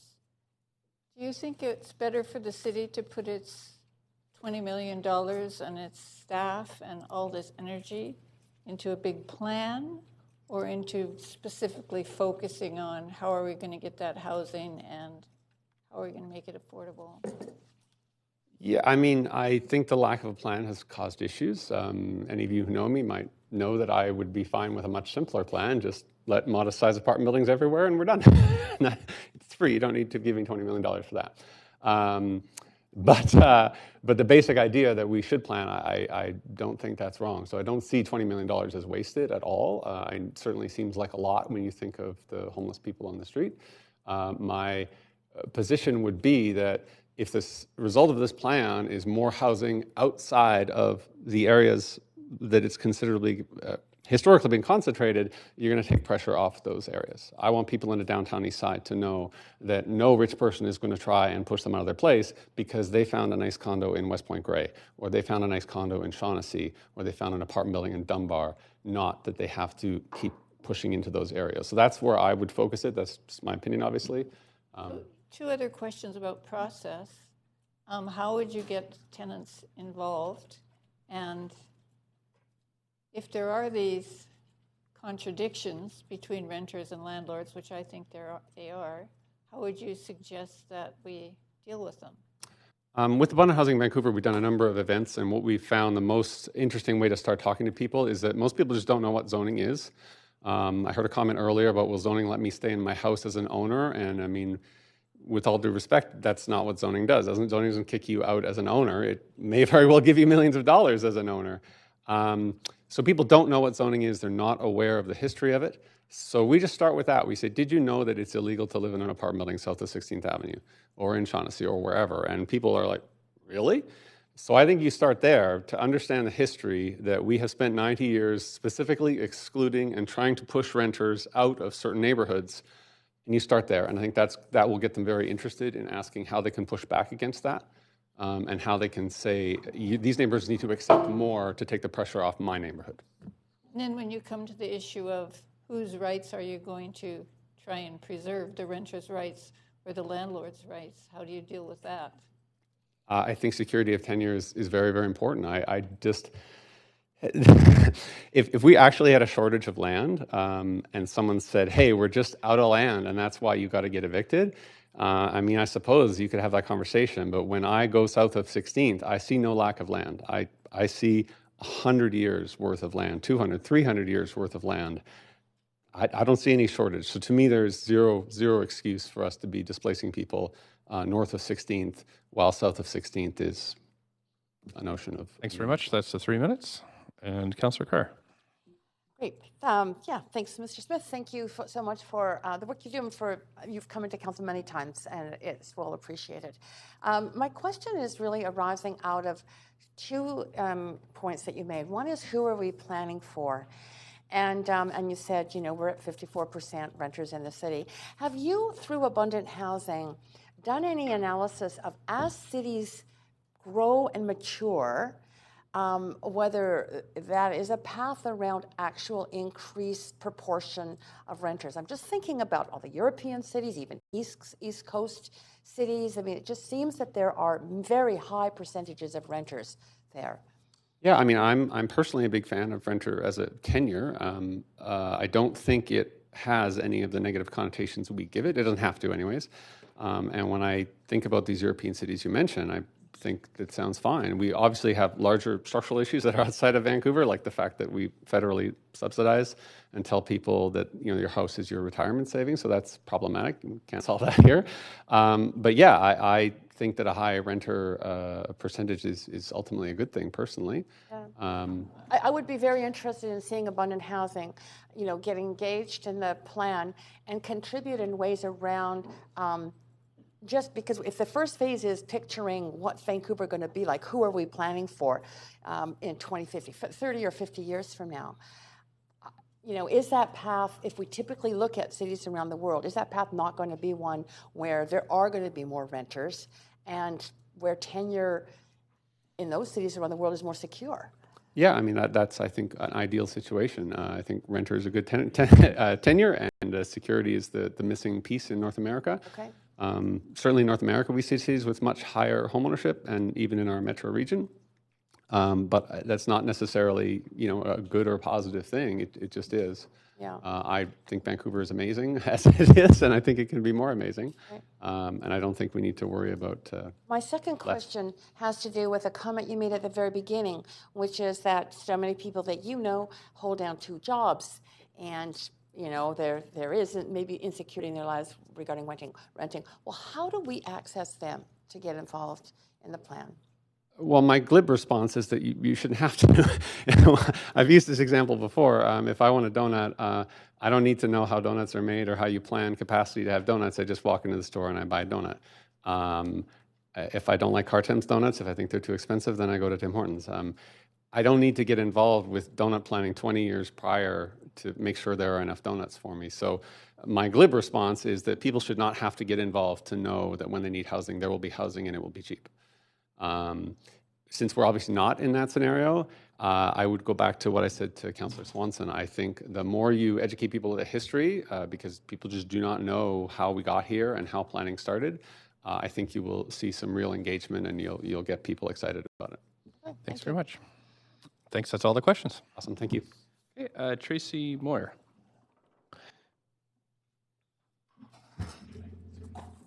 Thanks very much. Up to 3 minutes. Mr. Chair, actually, I have a memory stick. If I could give it to the someone from the clerk's office. Sure.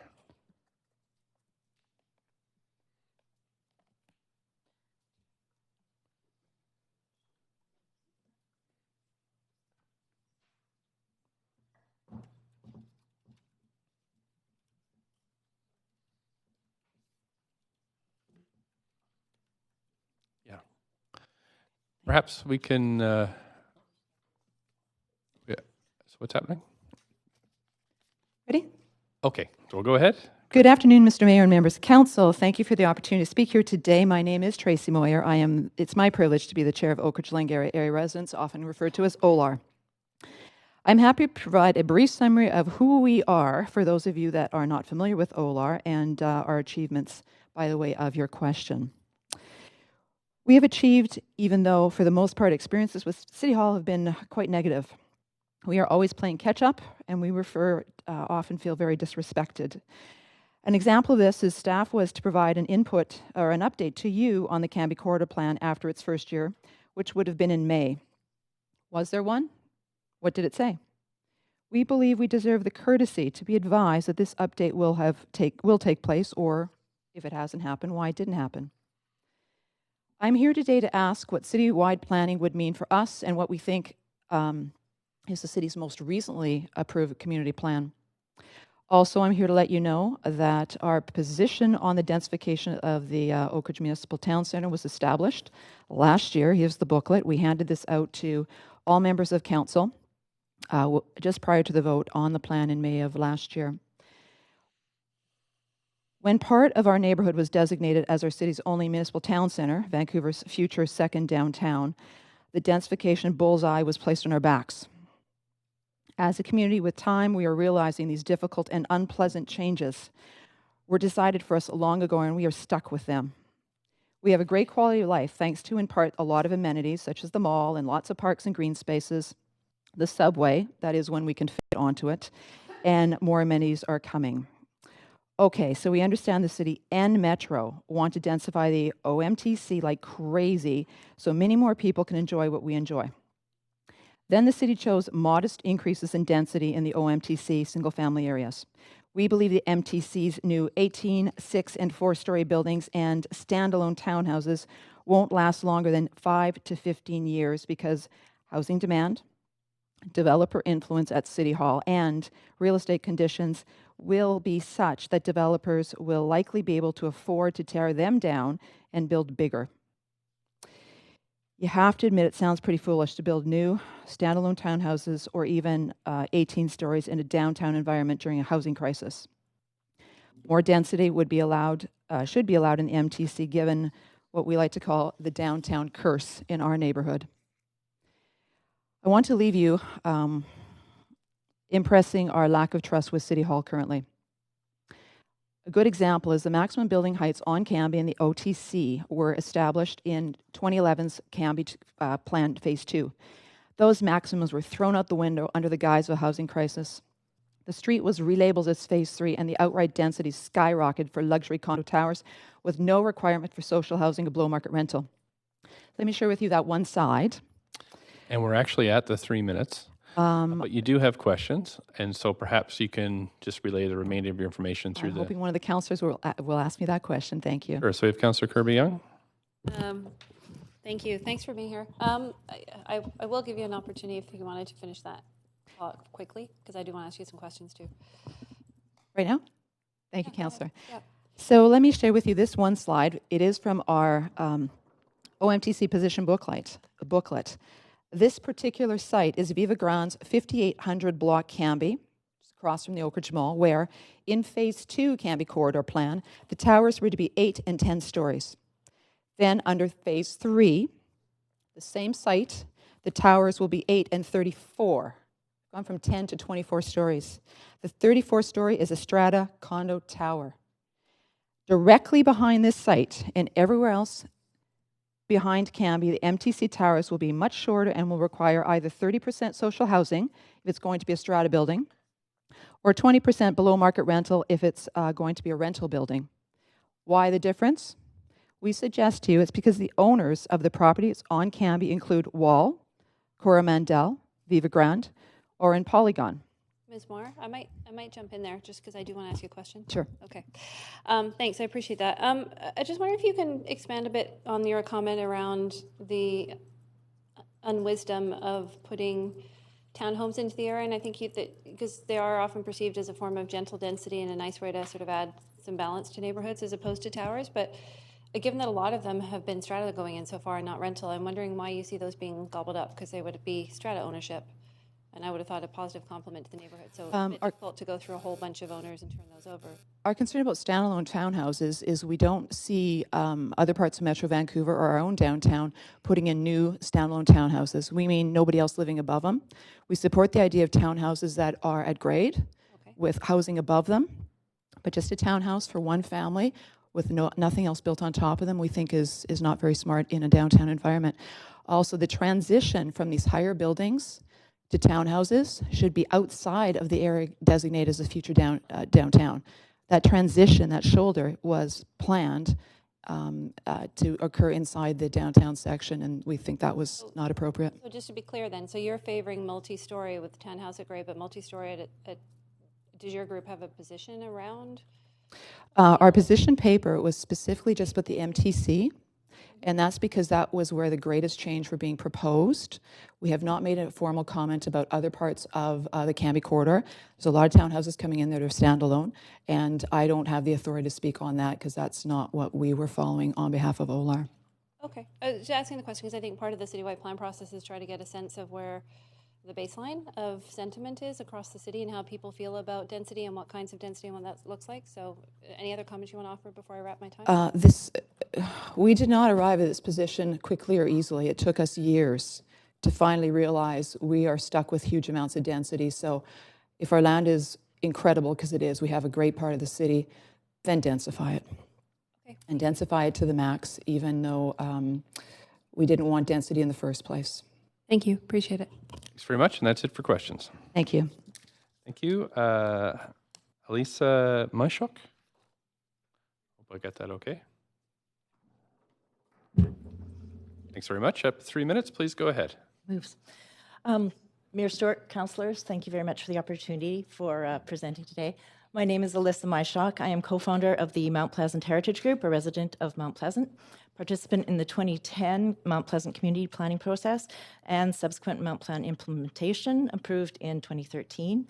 I am here representing Mount Pleasant Heritage Group. Our issue with the policy report has been addressed by Councillor Carr, thank you. It is important, however, that I think Council and Planning hear directly from the community to let you know we are engaged and paying attention and to give context to our concerns. The policy report on the citywide plan lists in two places community plans that have been recently completed, with Mount Pleasant being the only completed plan not appearing on the list. So that occurs on page 3 in the second last paragraph, where it lists the community plans and then says they are currently guiding growth and change. And also page 15, item 5B, recently completed area and community plans. The last sentence, the first paragraph reads, representative plans include the Canby Corridor Plan, Northeast Falls Creek Plan, Joyce Collingwood Station, Falls Creek Flats Plan, Grandview Woodland, Marpole Community Plan, West End Community Plan, etc. These plans have created a sense of certainty for what to expect in the coming decades, building momentum of public and private investment. Mount Pleasant is not an etc. It is a community of passionate citizens and small local business owners, and Vancouver's first suburb with a vibrant heritage heart. On behalf of the Mount Pleasant Heritage Group, I respectfully request that the Mount Pleasant Community Plan 2010 and Associated Implementation Package 2013 appear in print alongside other community plans within this report and in all other relevant documentation as the citywide planning process and also the Broadway Corridor Plan moves forward. We remain concerned that the Broadway Plan, which is currently underway, will quietly trump the Mount Pleasant Plan once the citywide plan moves forward. It must be recognized by planning that the Mount Pleasant Community Plan was conceived with transit-oriented design principles and in anticipation of the future subway stop at Main and Broadway. The community accepted 3 sites for additional height and density and towers under 19 stories, Kingsgate Mall site, Main and Kingsway, the Rise site, which is now the Independent, and Main and 14th, the former IGA site. All future development is to defer to the height and scale of the Independent. Since passing of the plan in 2010, within a 6-block radius of the future subway stop at Main and Broadway, there have been 1,700 units built and 400 more currently in construction. And you are just at your 3 minutes, but you do. Done. Mount Pleasant Heritage Group wholeheartedly supports the citywide plan, and we look forward to working with the city on an ongoing process. Thanks very much. You do have a question from Councillor Carr and from Councillor Weep. Thanks so much, and thanks for bringing it up. And I will ask staff about how, if there's a formal way to make sure it's in printed versions going forward. Because verbally they gave the answer that it was an unintentional omission. But my question to you is around the engagement. You're with a heritage group. How would you like best to be engaged, starting off in the first phase where we're looking at really listening to residents around a vision for where we're headed as a city? This is a loaded question, and I know I have a time limit. Not loaded. We have, as you well know, Mount Pleasant Heritage Group did write to all the councillors, mayor, and later to Gil Kelly, requesting, in fact, that we be engaged as a group. We have been around since 2014 and actually formed because of what did happen and the fallout from the Mount Pleasant Community Plan and working with the city. We do represent more than heritage. We also represent small business owners and all walks and ages of life, renters, strata owners. We are, in fact, moving forward with our own engagement at a community level. I hate to say this, but in anticipation that we aren't approached and engaged by the city or planning or any of the processes. So how would we like to be called upon? I think we'd like to have a one-on-one meeting with planning, possibly with other groups, with other heritage groups or with other community groups, to discuss our concerns, to discuss what past community plans, the plans that are in place, what we feel is relevant and important. There was a lot of great information that came forward. I know the plans are contentious. The community, we still fight with it, but there is a lot of good, relevant information that should move forward. And if that could be put in place before we even start talking and looking for new information, they'd be a whole step ahead. Just relative to that, members of our group are taking part in the Broadway planning. They had some walks, and the Mount Pleasant Community Plan was not mentioned once. No one who went on the plan was said, here's a plan in place, read it, familiarize yourself with what happened. And as I said, implementation package came out in 2013. That's only 6 years ago. Things have been built, but the feeling in the community hasn't changed. Thank you, appreciate that. Thanks very much. Councillor Weeb has a question for you as well. Yeah, thank you very much. And obviously we met on all those committees. One of the things that we've heard a few from a different couple of neighborhood groups is the fact of the plans and the investment by the community and then the disconnect afterwards and kind of that trying to build that trust back up. And I know that happened in that community as well. So I'm just wondering what you think we could do here with the citywide plan, and do you see that in the document currently, that there is an implementation there, it's coming from a good place, and that the trust could be built up to bring the residents, you said some are involved in the Broadway plan, so people still are invested, and you think that trust could be built up if the city does this right? This is, I think it's very difficult. I have to admit, I am engaged in construction design. So I know the ins and outs. I know a lot of the background issues.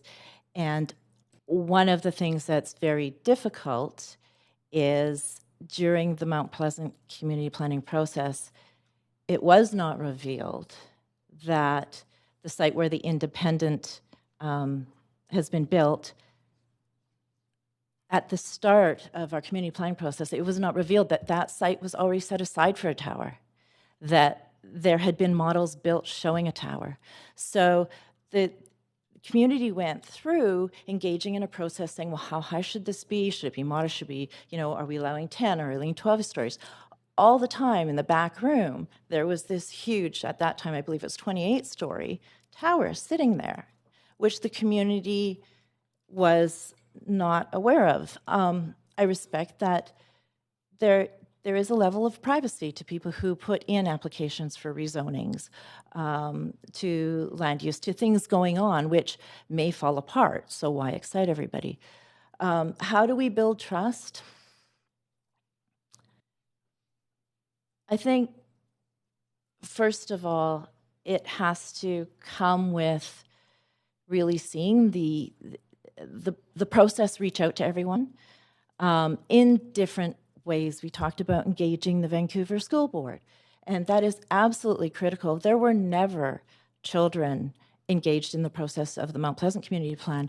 And in fact, there were people who came who were parents who said, this is so difficult for me. I can't, I'm sorry, my wife, has to come back home or I got to go run away and look for my kids. So I think, first of all, we really need to see how the city is reaching out to business owners, to young people, to older people.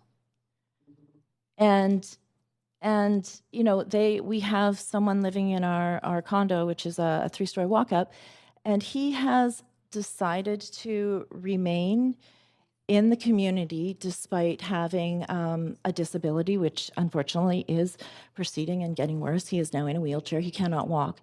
Sorry, we're just at the 3 minutes, so let's get you at one point, he was thinking of leaving. How are you going to reach him?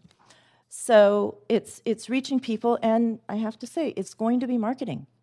Where's your marketing team? And get them out there to really figure out how to reach all those people in the corners. I think Thank you very much for your time, and there's no more questions. Appreciate you coming in today. Larry Bangs? Get it wrong again? I'm sorry.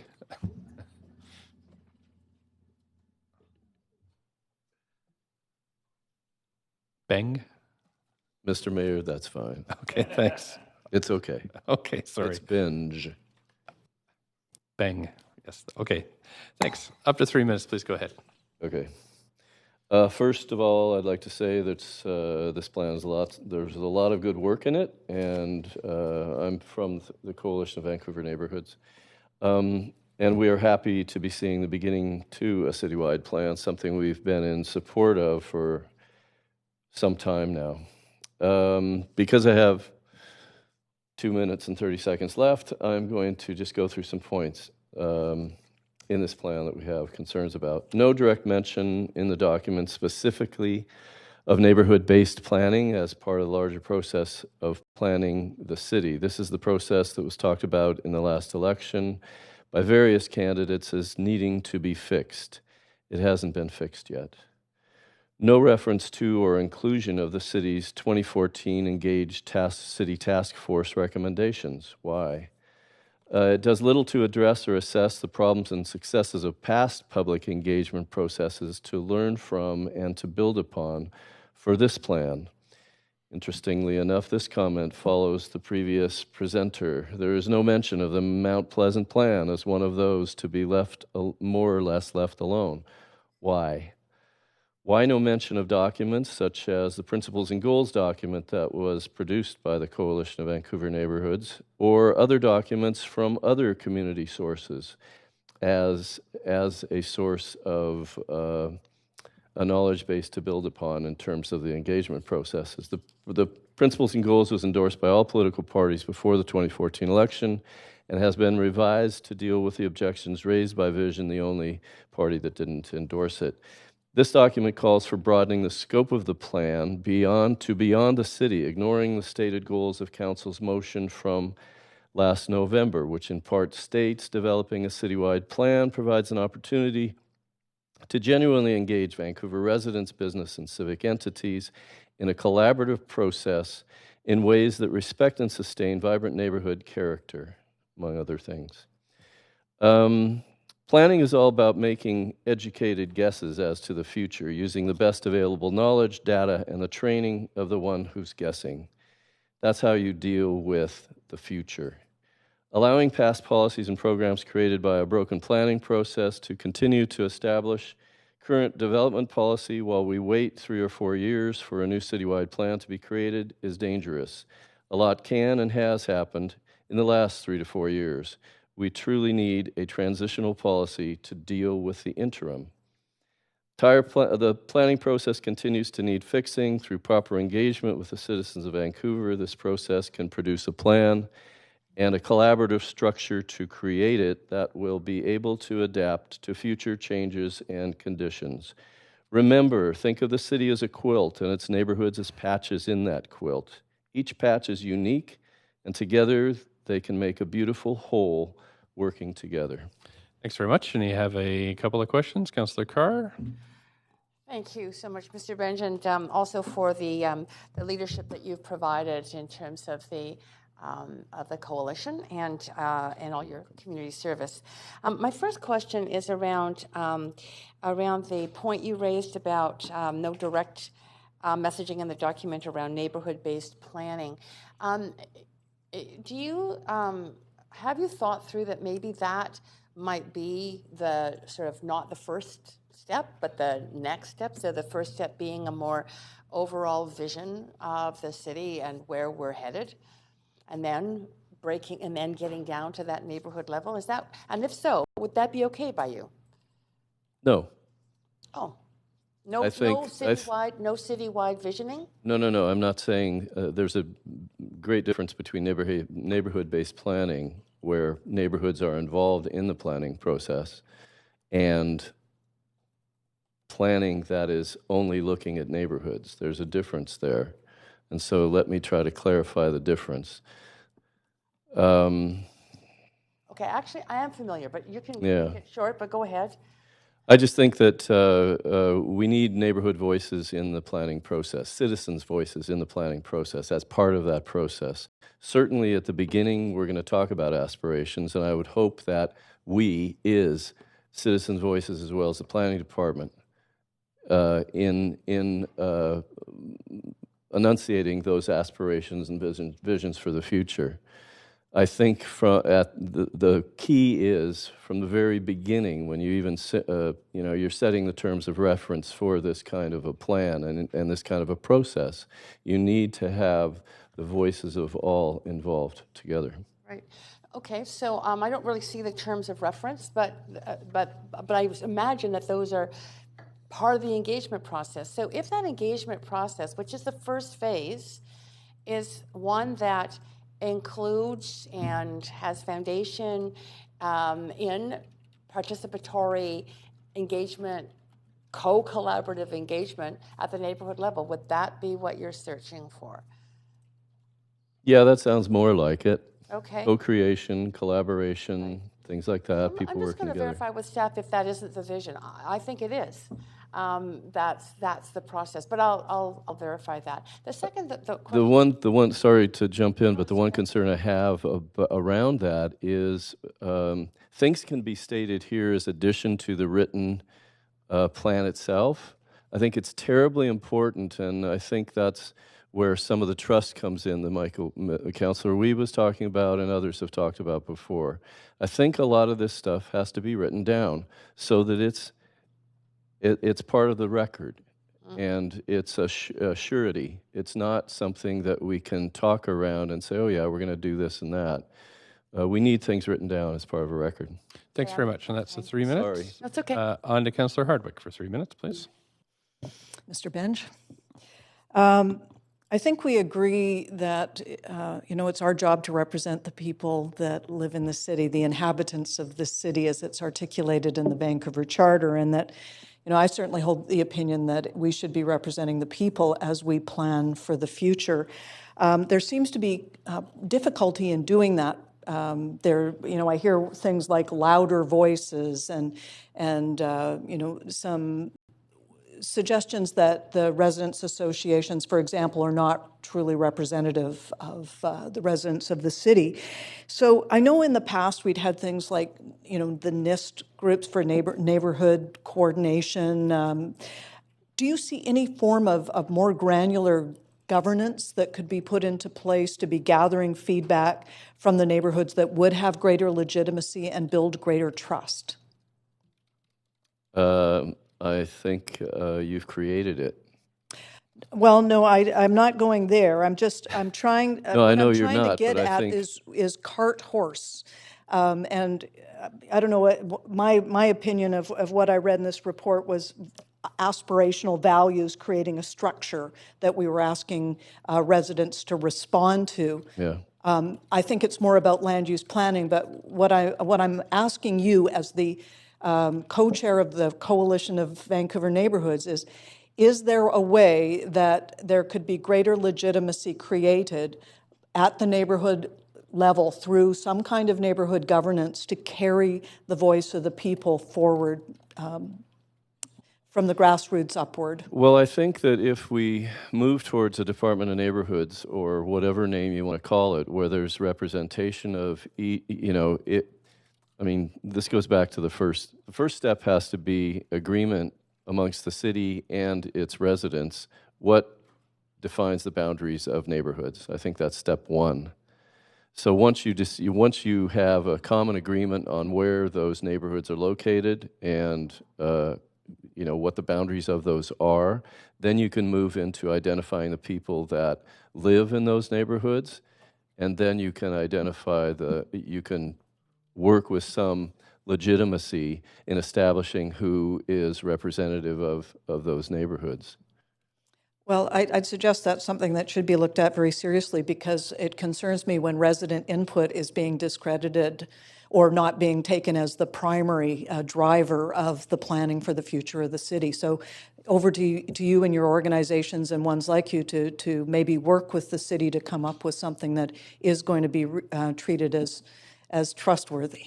Well, we had meetings, my co-chair and I, with Susan Haid just recently, and that's in the works. Thanks very much. And it's something to be moving towards. Thank you. Thanks. One more question, Councillor Dominato.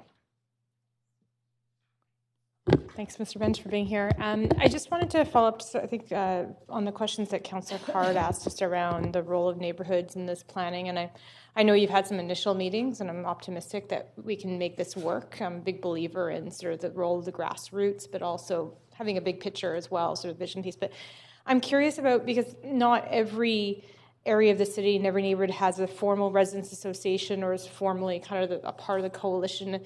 Do you see a role, though, for residents who live in those neighborhoods aren't part of a formal network, having kind of a voice in this and being able to reflect and represent sort of what their vision is for the neighborhood through this process? Because I recognize we've got formalized networks, we have formalized associations, but in some cases we don't, or we simply have people who live in their neighborhoods but aren't able to be actively involved in those associations. And so how do you see those residents participating and being able to contribute? Does that make sense, my question? No, your question makes okay. Very good sense. It's late in the day, so and it's one of the biggest questions involved in engagement. I mean, how do you get everyone? And one of the problems is that every citizen of Vancouver doesn't, and it may even be the majority, don't take the responsibilities of citizenship seriously. And so they choose not to be involved. But there are various reasons for that as well, because Stuart talked about, people with 2 jobs and things like that.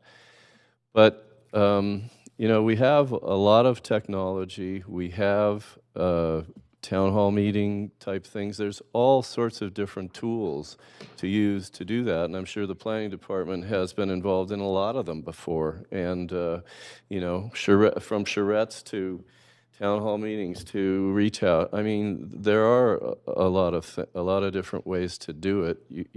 In order to really grasp, the opinion of everyone, you're going to have to hit on a lot of different types. What I like about our group is that we are educated, motivated, interested, and ready in place for a number of years already to be tapped. We are waiting, and we would love to be. So we are one group that you can, let's get that, because we're ready. No, I appreciate that, and I absolutely, I think we have to do it in a diversity of ways, and you sort of pointed to, there's the face-to-face charrettes, town halls. Can I ask you one last question, just sort of curiosity? You just have 10 seconds. You feel about is the use of using sort of social media platforms as well to reach individuals, because there's going to be people who can't make it to those type of meetings, but are going to engage if they're pointed to, hey, get involved in the survey or whatever. Is that something you see as being part of the process? Yeah, it can be. You have to be careful, in my opinion, with social media, in that geolocations is so important in terms of addressing neighborhood issues.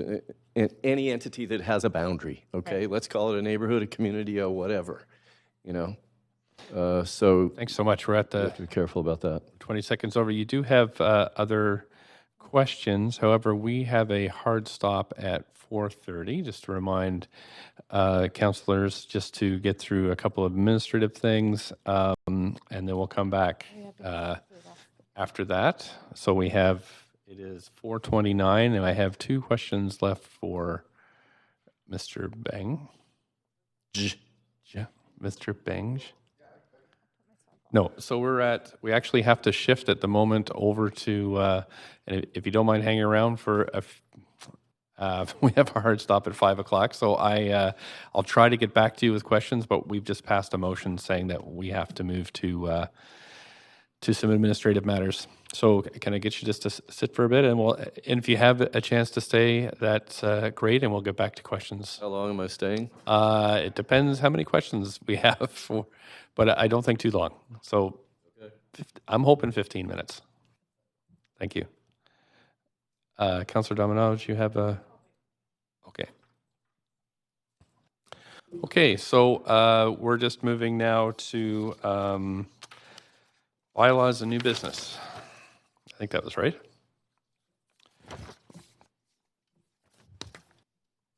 Okay. Sorry, and yeah, let's go to the bylaw stuff. Okay, so we have our bylaws first, right?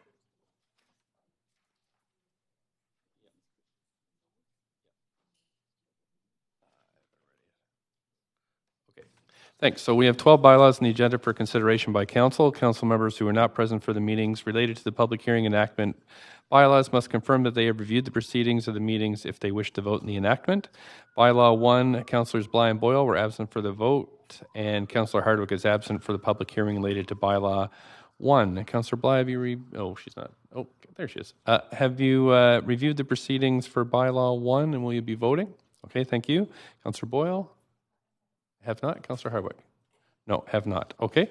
Bylaw 10. Bylaw 10 is a public hearing enactment bylaw from the previous term.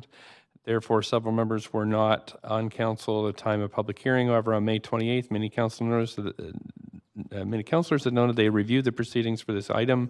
Councilors, when I call your name, please advise if you have reviewed the proceedings of the meeting related to Bylaw 10 and if you will be voting on the enactments. Councillor Boyle? No. Councillor Kirby-Young? Okay, thanks. Councillor Swanson? No. Bylaws 11 and 12 have been withdrawn from the agenda and will be brought forward at the regular council meeting July 23rd. Would somebody like to move the motion to adopt bylaws 1 to 10 and 13 and 14? Thank you. Councillor Dominato, seconded by Councillor DeGenova. And all in favor? Any opposed? Seeing none, so that carries. The list of approved bylaws can be found on the city's website. Now we're moving to motions on notice. For this council meeting, we need a motion to suspend the rule 10.6, the procedure bylaw. The rule provides a council member introducing a member's motion. We don't need to do that one. Great. Okay, thanks very much. So we're on to the 3 motions on notice. Is that where we're? Just number. So this part of the script here. Okay. So motion 1 on notice 1 is request for leaves of absence. Okay, for Councillor Fry for the meetings on July 11th, 2019. For Councillor Weeb for all meetings from October 7th to 11th, and for Councillor Kirby-Young for meetings on July 10th from 3 to 6, July 11th from 5 to 8, July 17th from 6 to 8, and July 25th from 5:30 to 7:30 p.m. Someone like to move this motion? Sure. Councillor DeGenova, point of information? I understand that there was also a leave of absence request for myself. That is under new business. I just wanted to make sure. That's okay. It wasn't missed. I got one too. So, okay. Okay, thanks. Seconder? Okay, Councillor Carr, all in favor? Any opposed? Oh, that passes. Thanks very much. Motion on notice 2 are changes to business license hearing panels for hearings on July 16th, September 18th, October 8th, and November 19th. Somebody like to move this motion, please? Councillor Boyle, thank you. Seconder, Councillor DeGenova, all in favor? Any opposed? Nope, thanks. Motion on notice 3 is addressing the continuing demolition. No, we didn't do that one. I'm sorry, that's been pulled. Right, so now we're on notice of motion for upcoming regular council meetings, and I have a whole list of folks. Is everybody here? Yeah, I think that's, no, but there are 2 questions. Councillor Fry, you had a question. You were on previously, or did you have a motion? Okay, I'll put you back on. After this, Councillor Kirby-Young, do you have a motion? Okay, great. I'll put you on the list. Please go ahead. First of all, I just wanted to note that I had previously at the previous council meeting, just for public information, submitted a notice of motion titled Combating Anti-Semitism in Vancouver, and for scheduling reasons that did not make it onto this agenda, but I do expect it's on next one, so I understand I don't need to read it in the record again, but I did want to state that so the public was clear. And then additionally, I have 2 further notices of motion, one titled Options for an Accelerated Timeline and Plan for Combined Sewer Separation in Vancouver, and a second one titled Revisiting the Random Ballot for Equity's Sake. Thanks very much. Councillor DeGenova. Thank you very much. I have one. I'm going to mix up the words, but sorry. Notice of motion. I was going to say motion on notice, but notice of motion, and it's titled Deterring and Preventing the Distribution and Sale of Mushrooms and or other illicit or controlled drugs unlawfully in the City of Vancouver. Thanks very much. Councillor Boyle? Thanks. I also have two notices of motion to call into the record. The first one is permitting temporary modular housing and low-income housing as an option in our SRT zones. And the second one is historic discrimination against people of South Asian descent in Vancouver. Thanks very much. Councillor Swanson? Yes, I have three. The first one is ending sexual harassment and assault in Vancouver's hospitality and service industries. The second one is a community vision for the Balmoral Regent and surrounding area. And the third one is preserving existing purpose-built rental housing. Great, thank you very much. I've got myself on the queue because I give you notice of motion, strengthening conflict of interest rules and implementing a lobbyist registry in the City of Vancouver. And Councillor Carr. Yes, thank you. I actually sent mine in, but it's a little tiny modification to my title, so I'll read you my title, which is going to be Eliminating Diesel Generators, greening Vancouver's film industry and food carts. Thanks very much. And that's it for the queue. No more notices. That's probably a good bunch there. Okay. So we have new business inquiries and other matters. We have one item of new business, which is a request for leave of absence for Councillor Dave Genova for civic business from the public hearing on July 11th from 4:30 p.m. onwards. Also, a leave of absence request for myself for civic business from the Standing Committee on Policy and Strategic Priorities on July 10th from 3 to 10 p.m. Someone like to move this motion, please. Councillor Bly, thank you. Councillor Carr, seconded. All in favor? Any opposed? Good. Thanks very much. Any other items of new business inquiries or other matters? Councillor Dejanova? Thank you. Mr. Mayor, I wanted to inquire about the different committees, our standing committees here at the City of Vancouver. And I've noticed that the budget outlook that is coming tomorrow is on the policy committee agenda instead of the finance committee agenda. I know that there's a very broad mandate for those committees as we discuss member motions there as well and hear from speakers. But I'm just wondering if through you, perhaps to the city manager, I could ask why that was coming on this agenda and not on a finance committee agenda. Right, I think perhaps we can just take new business here and we'll get you a written answer back to that. Thank you. Thank you very much. Councillor Carr. Yes, Mr. Mayor, I do want to rise on a other matter. And that other matter has to do with a comment made by one of the councillors in the media, so it was public last week. And I want to stand in public to express my disagreement with the opinion that was raised. That opinion was raised, and I believe as a member of this council who employs the staff of this city, that I want to be very clear that I have confidence in our staff. I trust the information that they provide to me. I believe it to be accurate and truthful, and I want to thank them for their diligence, their hard work, and their service to the people of the city. Okay, thank you very much. Do you have a point of order? I do. Mr. Mayor, I appreciate the comments made by Councillor Carr. However, the part about stating that these comments were in response to another city council member, I'm just wondering through you if that is an HR matter, a human resources matter, and in fact, if it's appropriate to discuss those matters on the floor of council, not just that matter, but any others such as that, or what the appropriate time and place to do that would be, and if perhaps, I don't want to put our city manager on the spot, but if maybe not only myself, but all of council could get a written response about that, I appreciate it. We'll review the matter and then come back. Thanks very much. On to Councillor Kirby-Young.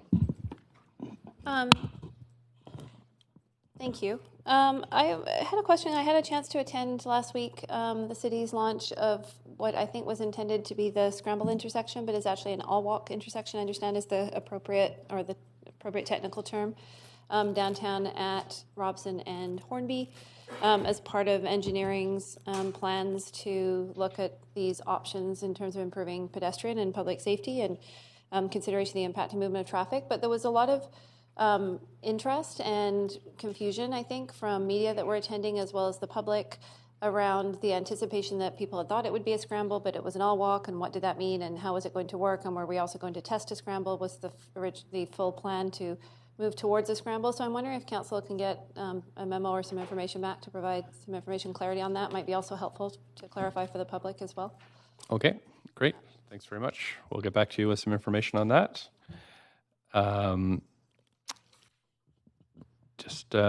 I just have an administrative thing, but before we do, I just wanted to say just how great it was to have an announcement last week about getting 2,300 new childcare spaces into the city that will land in as soon as 24 months. That $33 million investment is a great sign and also very appreciated from the province. The other thing that was noted through the press conference, but not so much in the media, is all of those spaces are on stream for the $10 a day program. So as they come online, they will be included in the project. So that is, I know we have a larger deficit of spaces, and I know we as at the city is doing as much as we can through development to do that, but that is a big boost. And the other thing, I guess, is that the partnership with the province and the portfolio agreement that we have is a really one of a kind at this point. And what we're also very excited about is other municipalities now, we're hoping that they'll take up this approach, and so we can get that childcare delivered across the province just as quickly. So thanks for those who are in attendance, and of course everybody was supportive, so that's fantastic. Thank you. And I have one other thing now. Apparently, there is no questions now for administrative motion 2, which is 402 West Pender Street. And so I'm wondering if I could get a motion to vary the agenda so we could just pass that one through since there are no questions. So could I have a motion, Councillor Bly, is that right? Councillor Swanson. Okay. And also to, sorry, so it's not just the administrative report. It's also the unfinished business of the report of the Standing Committee from June 27th. So, Councillor Bly, are you still okay with that? Okay, thanks. The seconder on that one. Thank you. Okay. There's someone on. Right. Councillor Swanson. So we're seconded. We're on the floor. That is just to change the agenda. And then we'll have... So are we okay with changing the agenda so we can deal with these items? All in favor? Good. Anybody opposed? Nope. Okay. So we have the first one on the floor, which is the unfinished business, adopting the report of the Standing Committee on City Finance and Services meeting of June 27th. Can I have a motion to adopt that? Thanks very much. Councillor Carr. Councillor Boyle, second. Any questions on this one? Nope. Okay. All in favor of adopting? Any opposed? No. Thank you very much. The second one is the 402 West Pender Street, and Councillor, we have a motion to get it on the floor so we can move it. Seconder. Thank you, Councillor Dejanova, and we have Councillor Swanson who wishes to speak to this. And I just wanted to say that I won't be voting for this. I don't want to give the city to give $100,000 to the company that is evicting tenants from, or trying to evict tenants from the Berkeley Towers. Okay, thank you very much. I don't see anybody else in the queue, so all in favor? Point of information, Councillor Dejanova. Mr. Mayor, I just wanted to ask if council member states a reason for opposing rezoning matter, or I should say an agenda item that is a rezoning. And this is just applying to anything in the future. I also wanted to ask this question. Does it show bias when or if that item comes back in the future? On this one, it doesn't matter so much. So while we don't have May any come kind back in the future, so I just wanted to ask the question. on this one, if you're allowed to state your intentions, and we're not in a public hearing. Okay, thanks very much. So all in favor of this? Great. Any opposed? Councillor Swanson opposed. Thanks very much. That's passed. So we can now recess or adjourn. You want to adjourn the council? Okay. So we're going to go back to speakers now. Thanks very much. And we had some questions for Mr. Binge. Third time lucky. I'm so terrible with languages, sorry. I'm just happy to be following the abolition of diesel generators on shore. There's a lot there to follow. So I had Councillor Fry on the list. Go ahead, Councillor Fry. And forgive me, Mr. Benj, I sort of lost my train of thought somewhere along the various interruptions here, but there was sort of a conversation that was evolving and getting teased out, which was suggesting that residents weren't being engaged. I think Councillor Hardwick had suggested that this wasn't engaging residents. And then Councillor Dominato sort of streamed into some conversations about resident groups and stuff. Where are residents exclusive of resident groups? Are the two mutually exclusive? Can we not have resident, as is outlined in the motion, have resident representation without it being resident organizations per se? Yes. Okay. That's great. Thanks. And in addition, residents associations, excuse me, represent not only owners, but renters, and we would love to also represent anybody who lives in the designated area of our organizations. So, okay, so what is the function in this context of a resident association outside of residents at large? Aren't they kind of the same? Yes, I guess. Residents associations would be made up of people who live in an area, thereby the definition of resident, to my understanding anyway. So I was a little confused by where it was going, because it is clearly articulated as the first stakeholder in item C. The council directs staff to consultation process with residents, businesses, and stakeholders. So I was just seeking clarification if that was your impression that residents weren't being represented in this. No, I was more interested in neighborhood-based planning. Okay. And as part of the planning process. Yeah. As an addition to the planning process. Thank you. Thanks very much. Councillor Dejanova, do you have questions? Okay, thanks. Councillor Kirby-Young. Thank you, Councillor. Thank you. I'm going to be really brief because I think that you had it at yes, kind of like, Tom Cruise and Jerry Maguire, you had me at hello. So I appreciate the clarification, but when you said that you're kind of ready to be tapped, I was thinking of maple syrup. Fair to say, kind of what I'm hearing is that there is a great kind of pent-up interest from residents in participating in a process so that they get to shape their city, and they feel like it's their plan? Yes. Thank you. I appreciate the succinct and impactful answer. Thank you. Thanks very much. And that's it for questions. Now we have Elizabeth Murphy, which is, I didn't butcher that pronunciation, so thanks for coming along. And we've got up to 3 minutes. Thank you. So good afternoon. So the devil is in the details, and this report has several areas where it is not ready to proceed for implementation. It has only had 2 full business days for the public to look at it, and if there is truly to be a collaborative effort, it needs more time for the planning program process to reflect public input. Every other neighborhood plan has always had a terms of reference and an interim rezoning policy. The citywide plan should be no different. An interim rezoning policy is generally put in place to avoid setting new precedents that would preclude other options that may come out of the plan. This means that current policies that were approved under the previous council should be put on hold while the citywide plan is underway.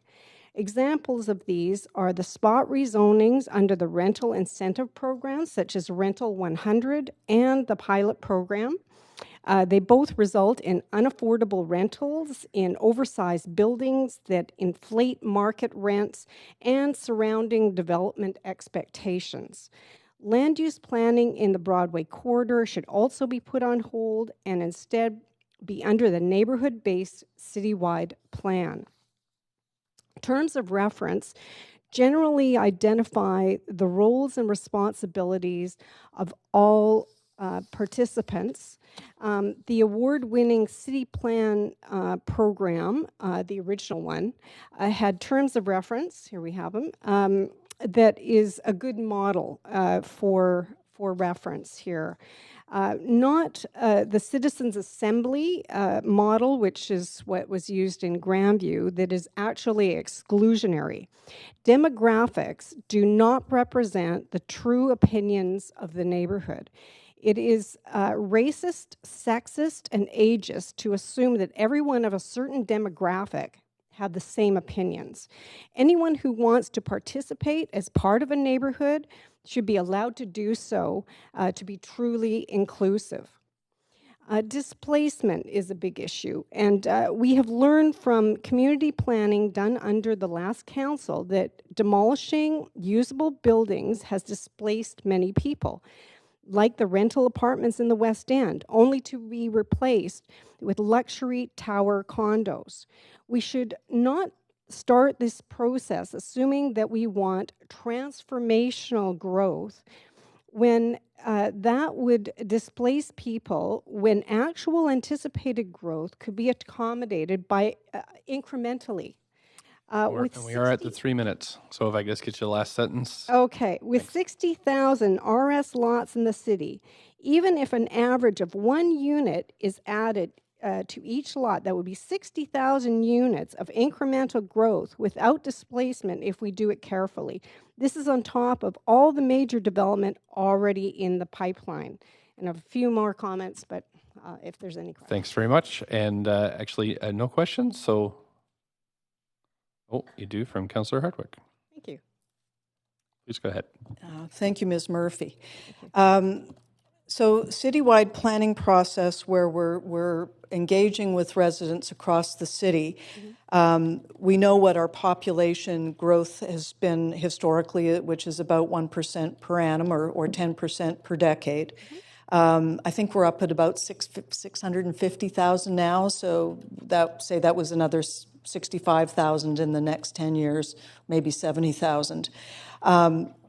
So if the objective is to house those people, we also look at, I think, 2.2 residents per household is the StatsCan norm for evaluating that. So what you're saying then is if the city were working on a thorough planning basis, the devil's in the details at that hyper-local neighborhood level, that we could add that density reasonably easily working with the neighborhoods. Yeah, I think that one of the big problems with, I think, what is being outlined in this report is that, they from the outset are assuming that we're looking at transformational change across the city. Now, there may be ways of doing it incrementally, as you suggested. In some areas, there may be some transformational aspects in certain areas, but I think that we have to have an open mind on this, and I don't think that that's what the current planning program as it's laid out implies. It implies that the objective out the door is transformation, period. And I think that that's wrong. So do you see a different then, transformation as being promoting growth as opposed to managing growth? Would that be a way to characterize it, or is that oversimplifying? That's a good way to look at it. But also I think what we really need to get away from is this idea that we need to turn the whole city into a canyon of towers in order to accommodate growth, when that's not, in fact, the case. And it seems like so much of the city's planning programs to date have been about doing that. And I think that's a problem. From an economic development standpoint, we've always known that the city is the terminus of the railway and the center of the port, which has been the foundation of our economics in the area. And then natural resource industries, of course. When I was growing up, McMillan Bloedel was the biggest steel in town. from your thoughts of this and what you've observed, where do you see the growth in jobs and the economy happening absent of our historical areas? There's been a lot of talk about knowledge-based industries, but we've seen a lot of growth in construction and property development. As we contemplate larger populations in the city, just out of interest, where do you see that going? Well, I think one of the problems that we have right now is we have a large dependence on development itself as being our prime growth mechanism from an employment perspective and from economics. And that is cannibalistic in many ways. I think that we need to broaden that and not be so dependent on CACs and DCLs and basically set ourselves up so that we have to build in order to afford our budget, which is way overblown. Thanks very much. Thank you very much. Thank you. And that's it, I believe, for the speakers list for this item. Thank you. So we're right at the 5 o'clock mark, and so I guess we'll recess until July 6th. Yeah. Right, so I need a motion to, okay, sure. Just a question on process, Mr. Mayor. I'm wondering if staff would like us to email any questions that we may have. We have a second set of questions, I think, that we talked earlier about having after speakers. So sure. Yeah, okay. It'd be a great idea. If there's any questions, and out of the great testimony we had here today, it's thought inspiring. So if you have questions to staff, and we will come back on the 16th. So I do need a motion for that we'd recess council and then come back on July 16th. I think that's correct. That is our next Council Reserve Day.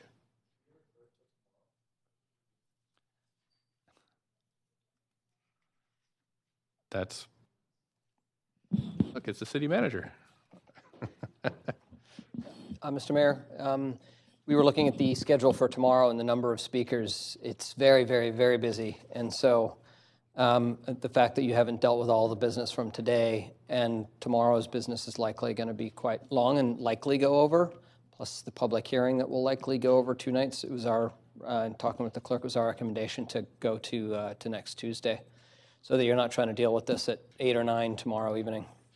That was why we ended up with that. Great. Okay, thanks very much. So have a motion to recess the council until the 16th at 6 p.m. Councillor Deschanova, Councillor Dominato, all in favor? Any opposed? That's good. Thanks very much. So council will see you back here at 6 o'clock for the public hearing.